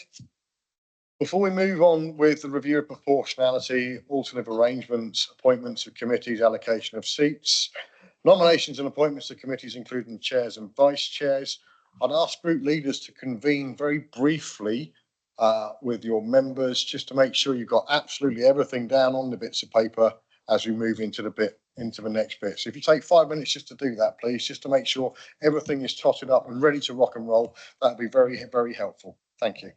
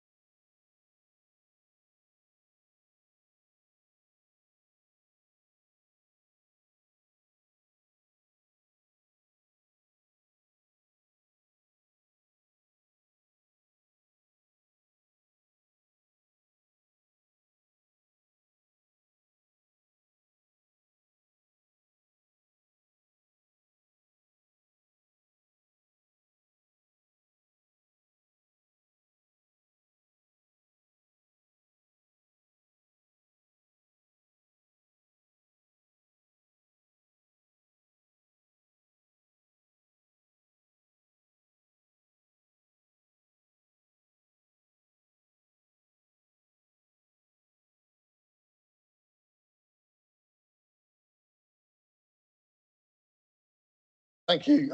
Item 11B on the agenda, review of proportionality, alternative arrangements, appointments of committees, allocation of seats, nominations and appointments to committees, including chairs and vice chairs. The MO is going to introduce the report. Chris, please. Thank you, Chair. Since the report was published, there have been a few changes, and I'll just quickly refer to those changes if you bear with me.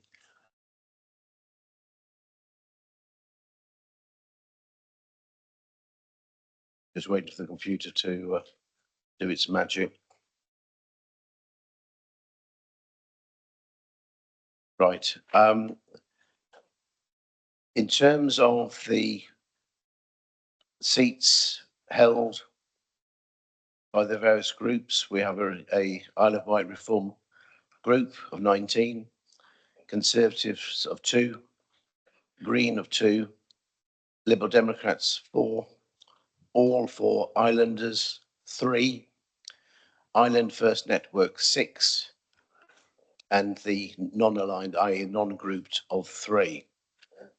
The calculations have been made on that basis, and circulation of the appropriate sheet indicating the number of seats allocated per groups, and indeed the non-aligned, has been given. Obviously, the original appendices which were issued have needed to be updated to reflect the wishes expressed by the group leaders and the non-aligned over the last few days, and indeed this evening. So I think we've got a revised sheet which everyone's hopefully happy with. I'm just looking around the room, making sure we've done all the necessary changes.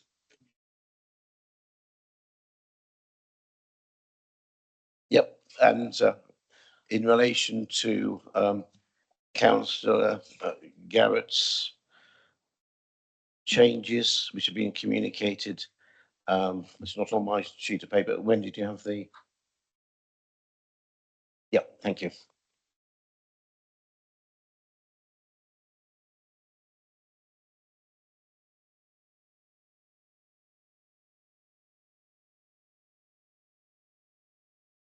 Yes, in relation to the Policy, Finance and Resources Committee, Councillor Mark Rochelle is the main appointment, and the substitute is Councillor Andrew Garrett. Is that correct, Sir Councillor Garrett? That is correct. Thank you. Thank you. Now, we have to draw your attention to the Appointment and Employment Committee, which is a committee of 6. Currently, there is no entitlement for the non-aligned to be a member of that Appointment and Employment Committee, but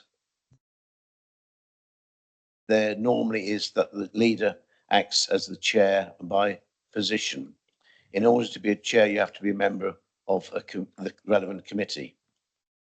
So if all members are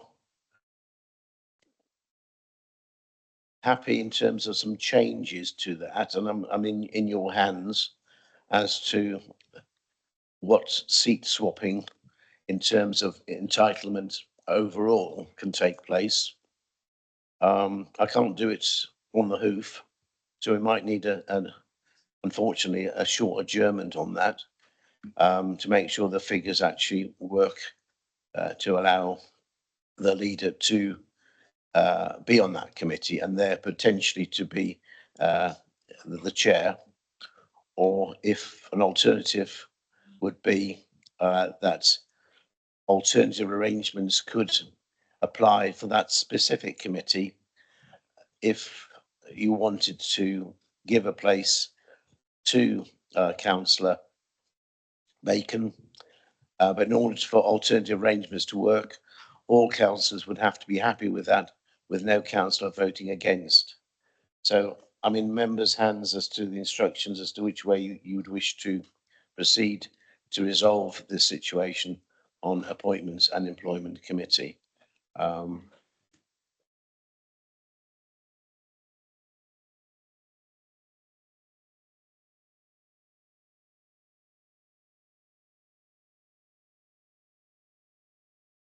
Members are going to propose a short adjournment for the group leaders to discuss that with the appointments and employments committee and see if you can come up with a solution. Councillor James Evans. Yeah, we can just put something quickly now for the sake of time. The Appointments and Employment Committee, our group leader, Councillor PC Wilcox, is our named person on that, but we're willing to give our place up to Councillor Bacon. Thank you, Councillor Jones Evans. That's acceptable. Thank you. Chair, can we just be clear that everybody understands it only takes one person to vote against it, just one person, and it falls, just so that everybody's clear. Thank you, Councillor Love.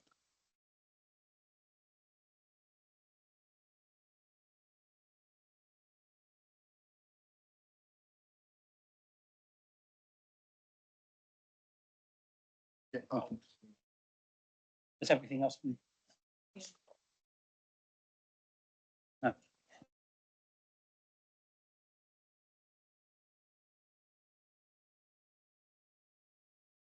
Members, the chair has asked me to move a motion. I think we're in a position where we can only deal with that item that has just arisen on appointments and employment. So the motion will be, do all members agree that the Island First Network donate their seat to the non-aligned councillors to allow the leader to sit on that committee? Thank you. Thank you. We'll move to the vote, and it does have to be unanimous on that as well. So all in favour? Anyone against? Any abstentions? Is that an abstention or against, Councillor? Thank you, Councillor Logue. I'm now going to have to work out where that leaves us. Thank you. Chair, may I suggest, because we've had suggestions for ways to correct this, maybe I suggest that since Reform Group put the leader in that position, that they offer up at one of their spaces to correct that as a suggestion.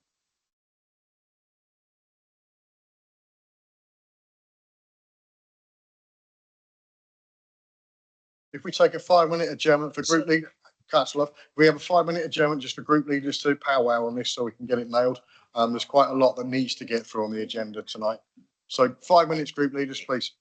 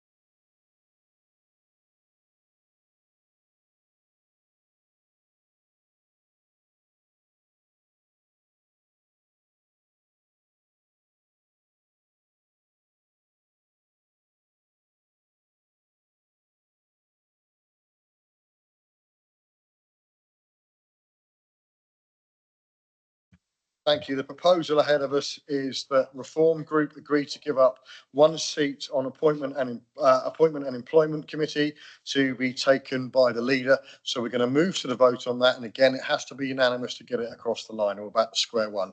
So all those in favour, please raise. Anybody against? Any abstentions? Thank you very much for all abstentions.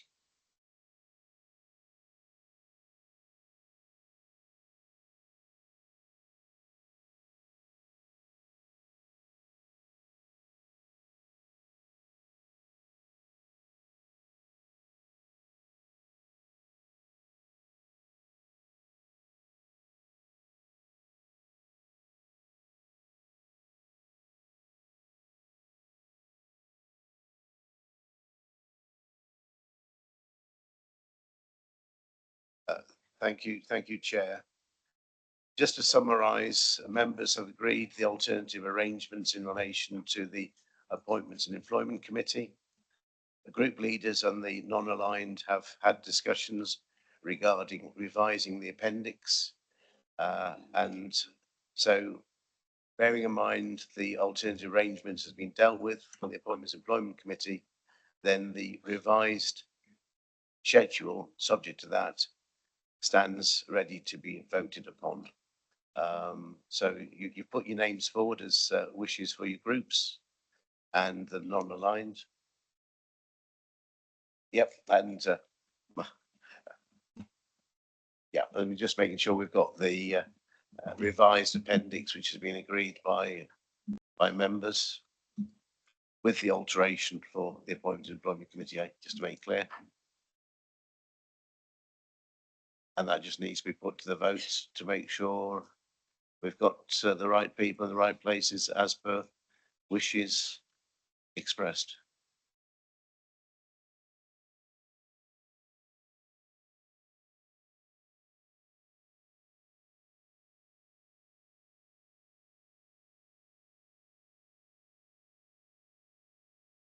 Just going to get the correct wording, members. It's fun, this bit.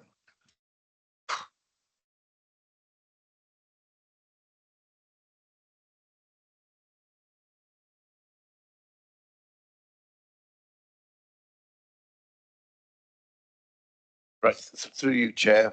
It needs to be a motion from one member present.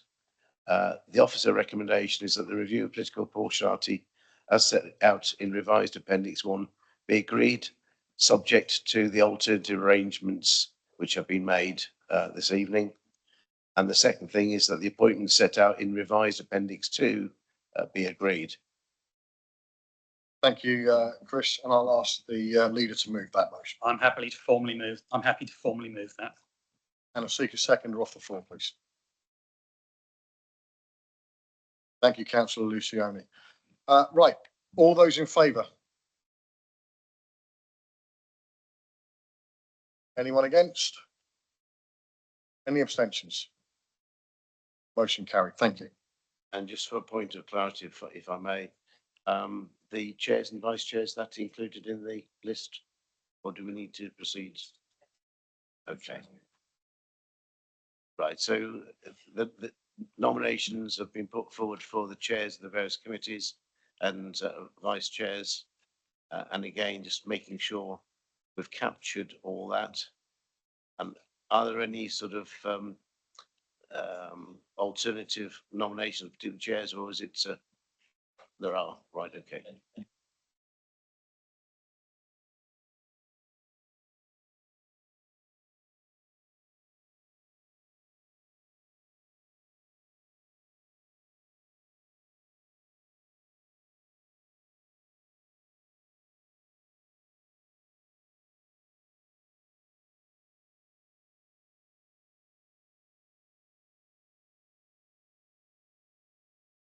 Thank you, Chair. We're now proceeding to vote and consider on the nominations for Chair and Vice Chair.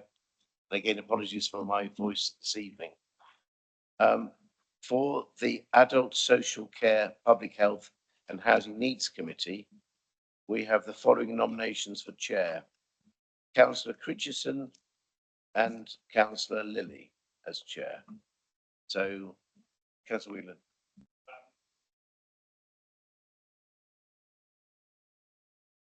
Apologies, we weren't told about, nothing was mentioned to us about the appointments for chairs to the committee. So we haven't done that, which will probably seem a bit strange on your end. So apologies on my behalf. Is there anything we can do about that to get it sorted? Yeah, Chair, Yeah, we could adjourn for 5 minutes, councillor. We didn't, well, you get that sorted. Yeah. Chair, on a similar point, I mean, until we know the composition of these committees, we weren't in a position to nominate people for it. So, to that reason, as a group, we haven't done that either. So,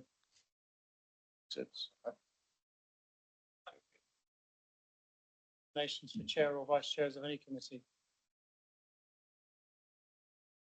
Right, Chair, may I point out that no nominations were sought from me, but I paid attention to the agenda and I submitted nominations. Nominations in any case can come from the floor. So get a grip, guys, please. You've got 3 years here, so sort it out.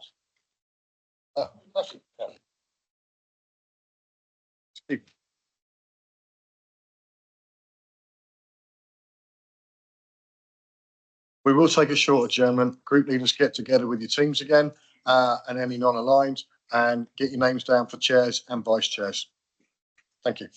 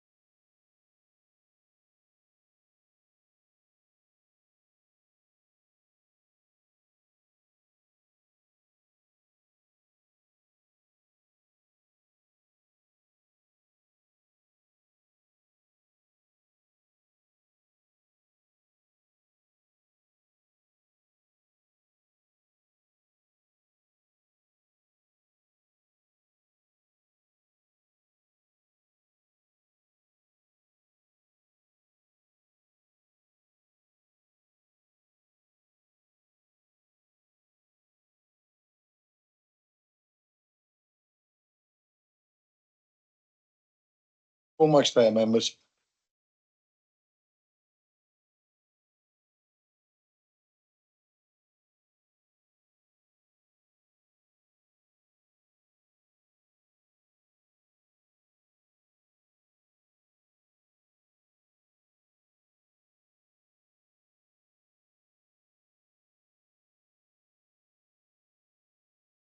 Thank you, Chair. Thank you, councillors. We'll go through the committees and please shout out in case we missed one of the nominations. So the first committee is Audit, Social Care, Public Health and Housing Needs Committee. Nominations for chair received are Councillor Critchison, Councillor Lilly and Councillor James Whelan. Are there any other nominations which I failed to capture on the chair? Okay, so we've got 3 nominations for chair. And obviously we'll need to vote on that.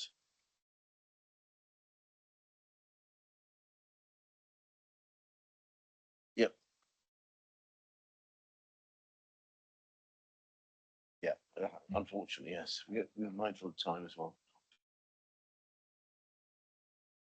Okay, yeah. Yeah, can I just check that we're going to discuss each one? Are we doing that like we normally do? One by one. Thank you, Chair. If you could just, I'll read out the 3 names again. If you could sort of indicate by raising your hand whether you're for, this particular person, and we'll move on to the next and so forth. Councillor Critchison as chair.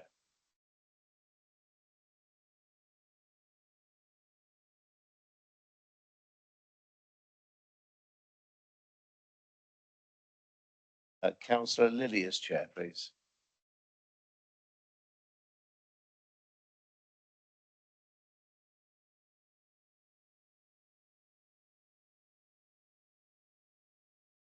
Councillor James Whelan as chair.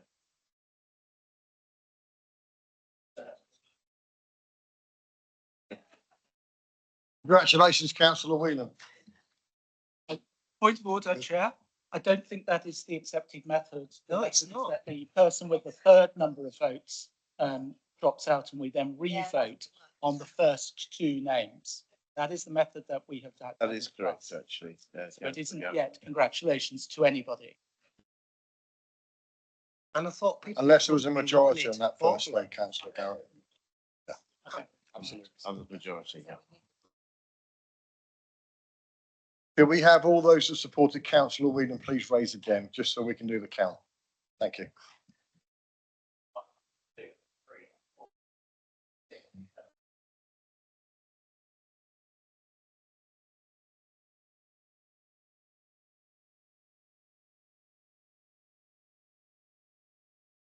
That will do it as a majority. In fact, that's a textbook example, I should argue. Congratulations, Councillor Whelan. We now move on to the Vice Chair. Yes, thank you, Chair. Nominations for Vice Chair are Councillor Critchison, Councillor Lilly and Councillor Gordon Adam. So Councillor Critchison as Vice Chair, please. All those please raise.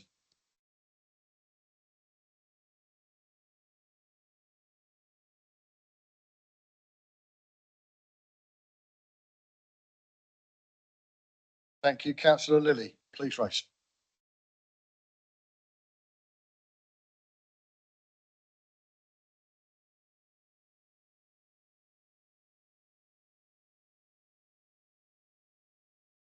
Thank you. And for Councillor Adam, please raise.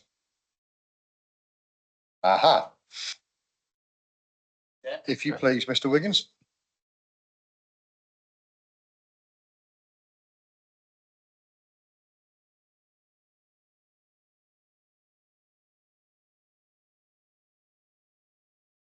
Thank you, Mr. Wiggins. That's carried. Congratulations, Councillor Adam. Oh, sorry, no, I apologise. No, it's not. Getting excited. Claire drops out, yeah. So we go again to raise for Councillor Lilly, first of all, please. All those in favour?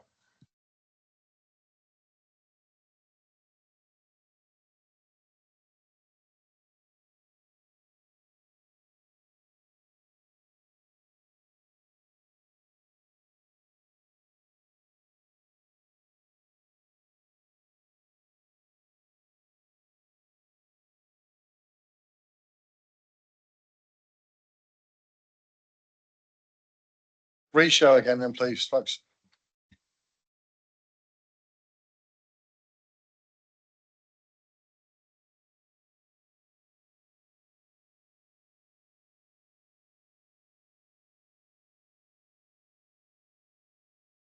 Thank you very much. And for councillor Adam.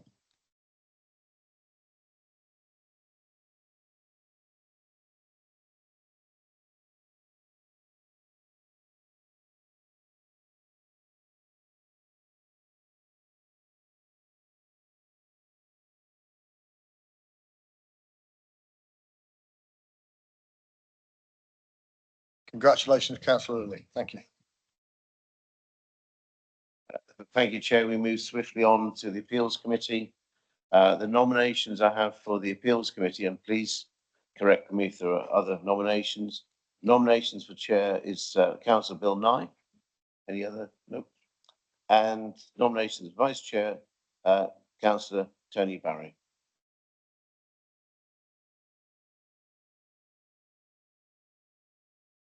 Apologies, Chair. Can I nominate Councillor Dawes as chair, please? He's willing to. No, I'm all right. Oh, okay. That's very kind of you, councillor Blake, but I've got my hands full now. What's that? I've got to teach Laughing Boy the ropes. The old Royal Signal thing, you see. Thank you very much anyway. So that's it. Yeah, so if members could just indicate that they're in favour of the nominations of Chair and Vice Chair as expressed. That'd be great. Please raise for Councillor Nye and Councillor Barry.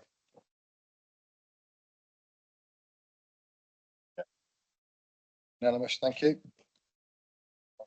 Thank you, Chair. The next one's Appointments and Employment Committee. We've already dealt with the fact that Councillor Bacon will be chair of that committee. And there's a sort of nomination of Vice Chair of Appointments and Employment Committee by Councillor Jarman. Any other?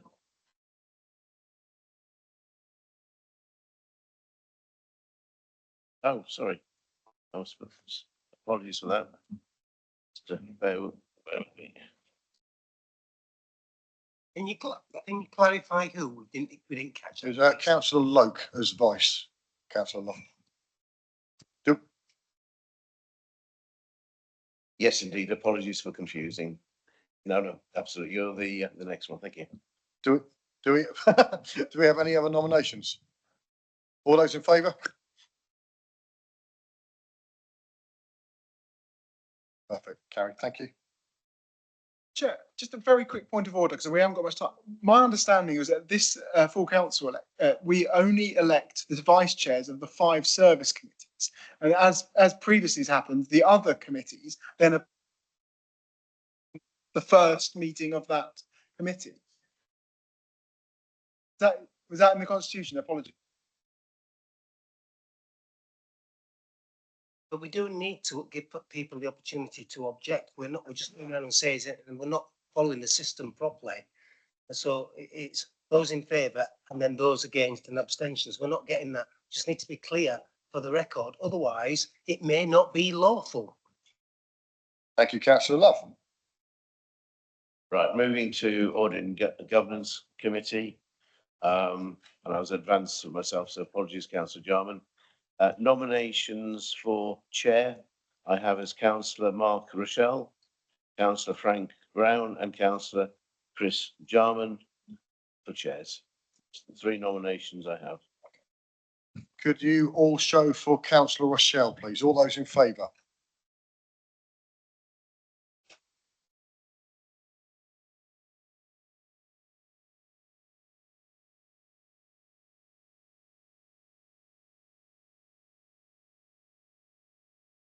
Thank you. Anybody against? We don't need to do that now, right? No. All those in favour of Councillor Brown, please.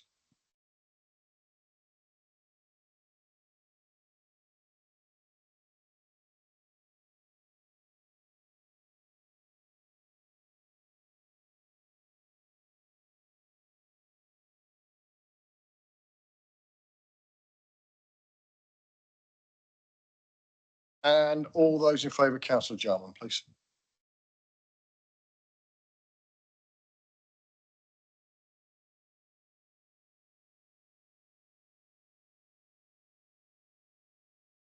Thank you.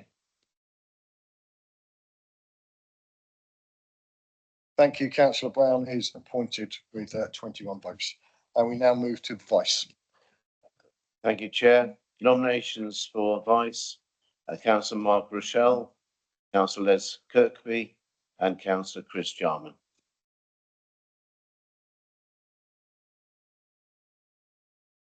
All those in favour of Councillor Rochelle, please show.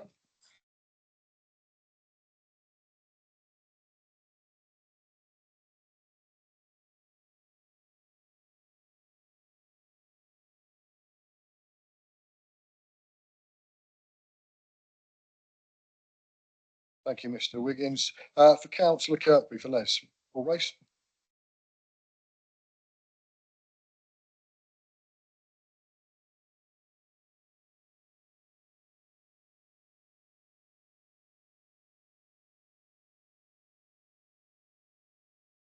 Thank you very much. And for Councillor Jarman, please.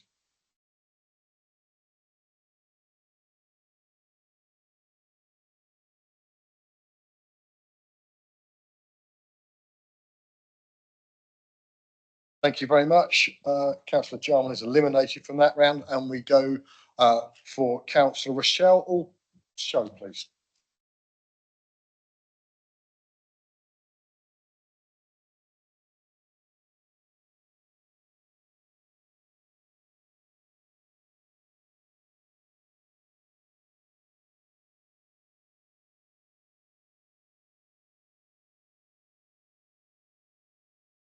And for Councillor Kirkby, please.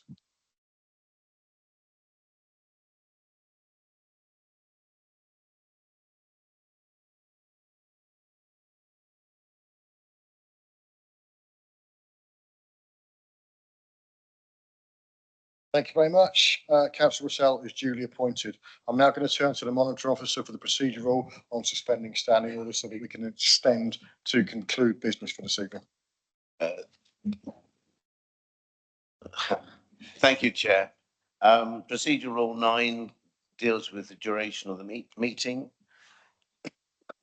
This rule may be suspended for this particular meeting by an extension of up to 1 hour. And basically, the procedure rule to allow suspension is Procedure Rule 25, and it requires that at least one half of councillors present for a suspension. So I'll ask for a suspension, what, up to an hour? Up to an hour. All members under the aforementioned procedure rules that the MO has just mentioned, I propose that we should extend for an hour to conclude our business this evening. All those in favour, please raise. Thank you. Carried. Thank you, Chair. And now moving on to Children's Services Education Skills Committee. I have nominations for Chair from Councillor Garrett, Councillor Love and Councillor Freeman.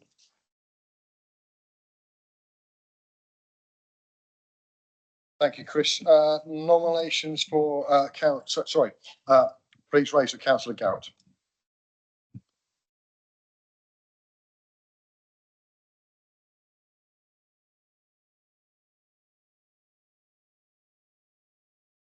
Please do.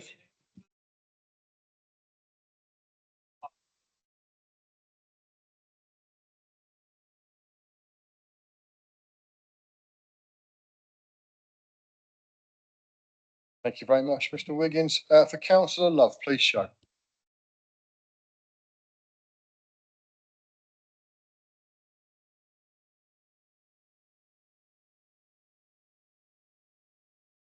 Thank you. And for Councillor Freeman, please show.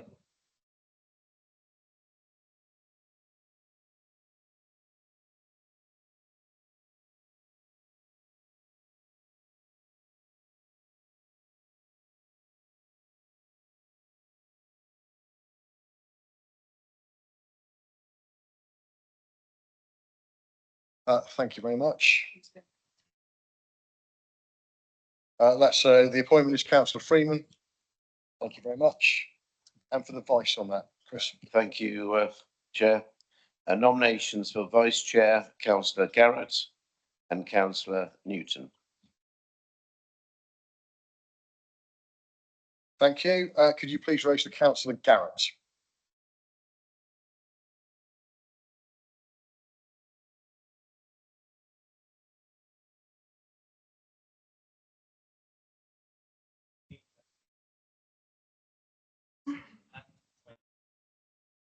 Thank you very much. And for Councillor Newton.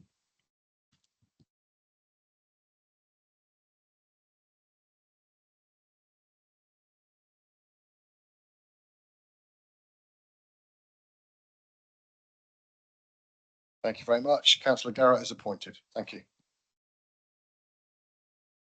And moving to Economy, Regeneration, Transport and Infrastructure Committee, nominations of Chair, Councillor Stewart and Councillor Julie Jones-Evans.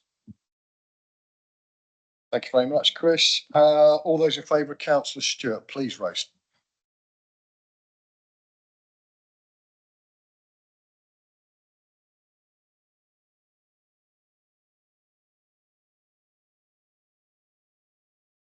Thank you. And for Councillor Jones-Evans, please.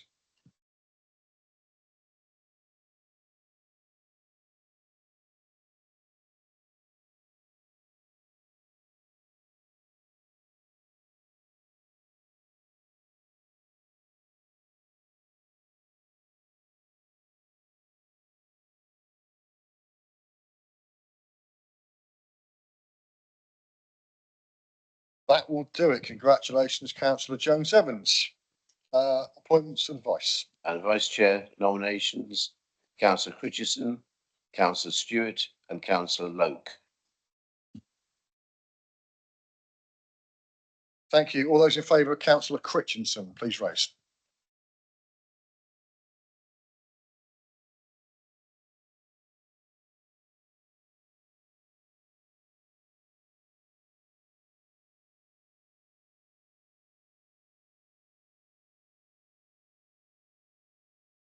Thank you. For Councillor Stewart, please.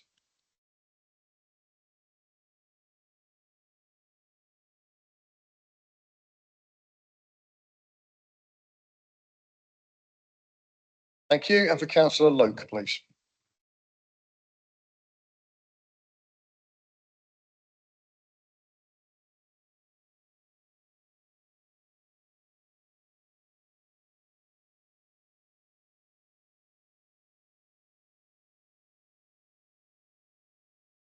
Thank you.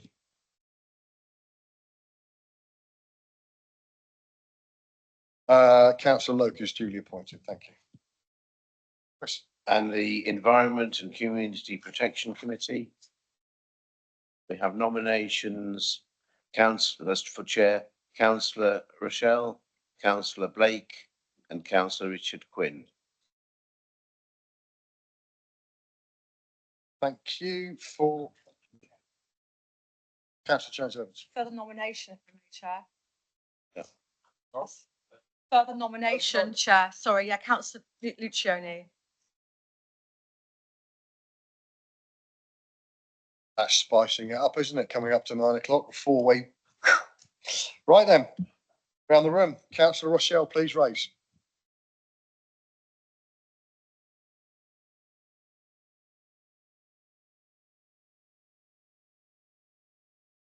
Thank you. For Councillor Blake.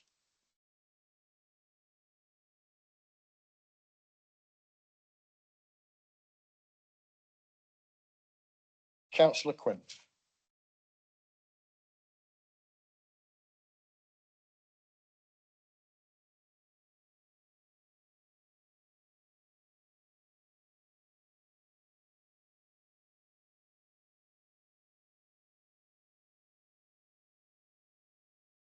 Thank you very much. And for Councillor Lucioni.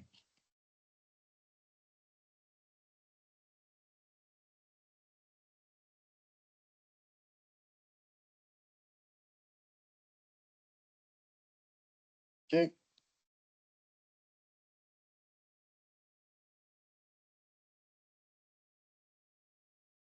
Councillor Blake is eliminated on that round, and we go again. Councillor Rochelle, please show.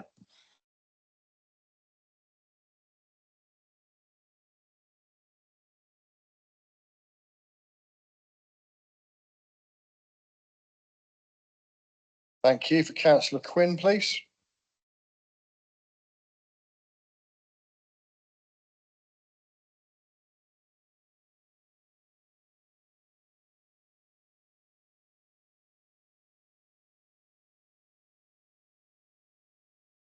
Thanking you. And for councillor Luciani, please.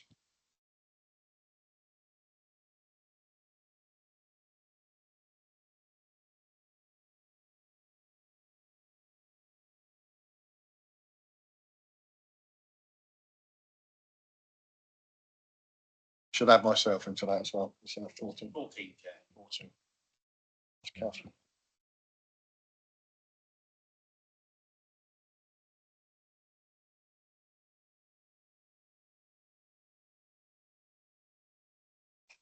Eyes down looking. It's bingo by Jingo. All those for councillor Quinn, please.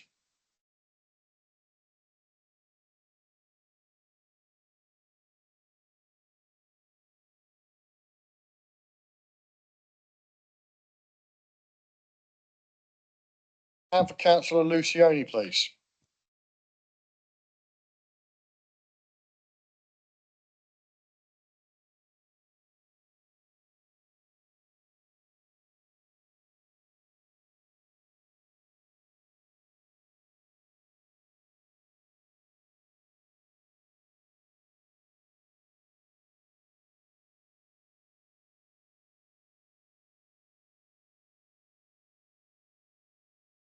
Sorry, my apologies. I was focused on the paperwork. Excuse me? No, it's been a long night already. All please raise for councillor Luciani again. Indulge me. Thank you.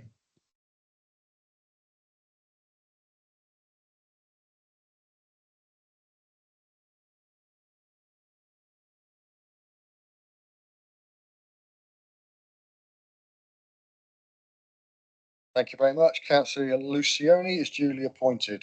Moving swiftly on to the vice chair, please. Councillor Lothian, Councillor Rochelle, Councillor Blake and Councillor Quinn. Thank you very much. Also for councillor Lothian first, please.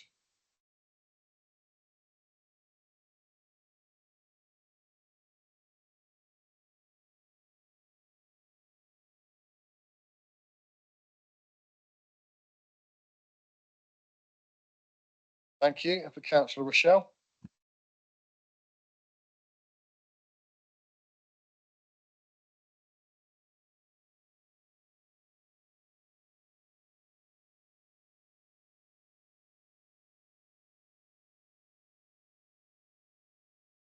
Thank you. For councillor Blake.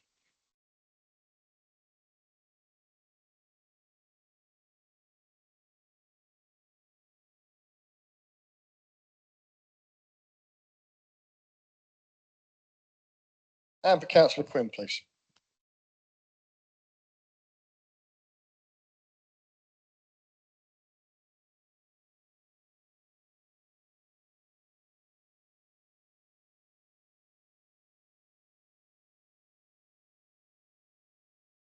So that's majority. So councillor Quinn takes that one. Thank you. Next one, please, Chris. Thank you, Chair. Harbour Committee, nominations for Chair, Councillor Julie Jones-Evans.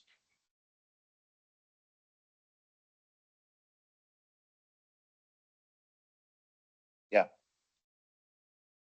Okay, we'll just need to confirm that, that's fine. And the Vice Chair is Councillor Paul Williams nomination. Yeah. So. Yeah, again, because we nominate Councillor Price. And so. Councillor Jones-Evans, Julie. Can you put the mic on, please, Julie? Sorry, there we go. I had a nomination from the floor, and apologies, I might have heard what was just said just then, but I'd like to nominate Councillor Price as Vice Chair. Is that vice? Sorry, is that for vice? This is Harbour Committee, yes? So the role of chair comes with the, sorry?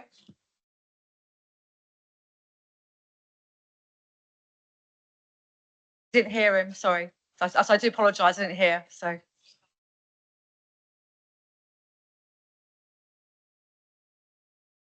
So I'd just like to clarify that the chair nomination is Councillor Jones Evans and that there are no other nominations. And the vice chair is Councillor Williams and Councillor Price for nominations. Is that correct? Can I just add, sorry. Please do. There was an issue with the paperwork that I'd handed into Democratic Services. The paperwork that I'd used of somebody else's hadn't updated theirs. And instead of Paul Williams, we'd like Stephen Reynolds, please, as our nomination for deputy. Thank you, Councillor Williams.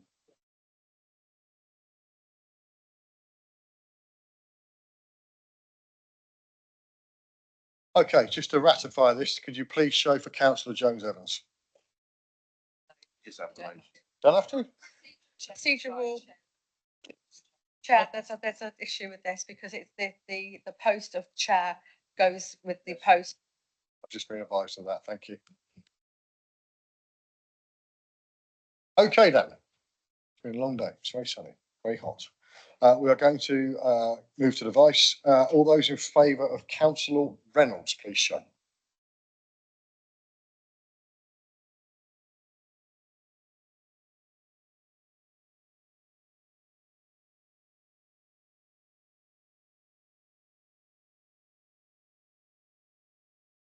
Thank you. And for Councillor Matt Price, please.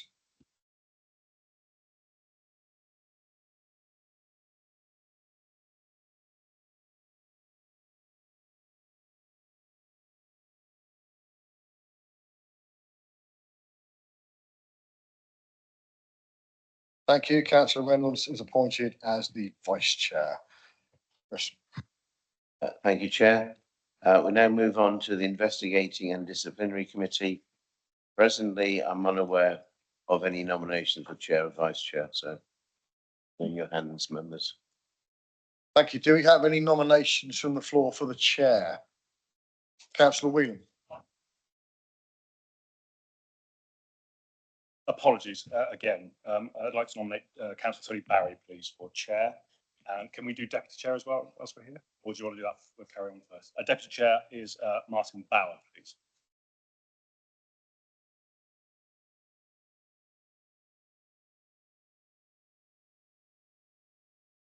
Yep, to nominate, just to clarify, Councillor Whelan, Tony Barry for chair and Councillor Bauer for vice. Thank you. Councillor Garrett, Andrew. Forgive me, this is for investigatory and disciplinary, isn't it? Yeah, just making sure I was on the right page.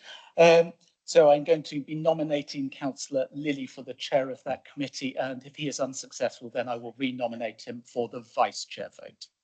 Thank you, Councillor Garrett. So we will indicate first of all on the chair. All those in favour of Councillor Barry, please raise.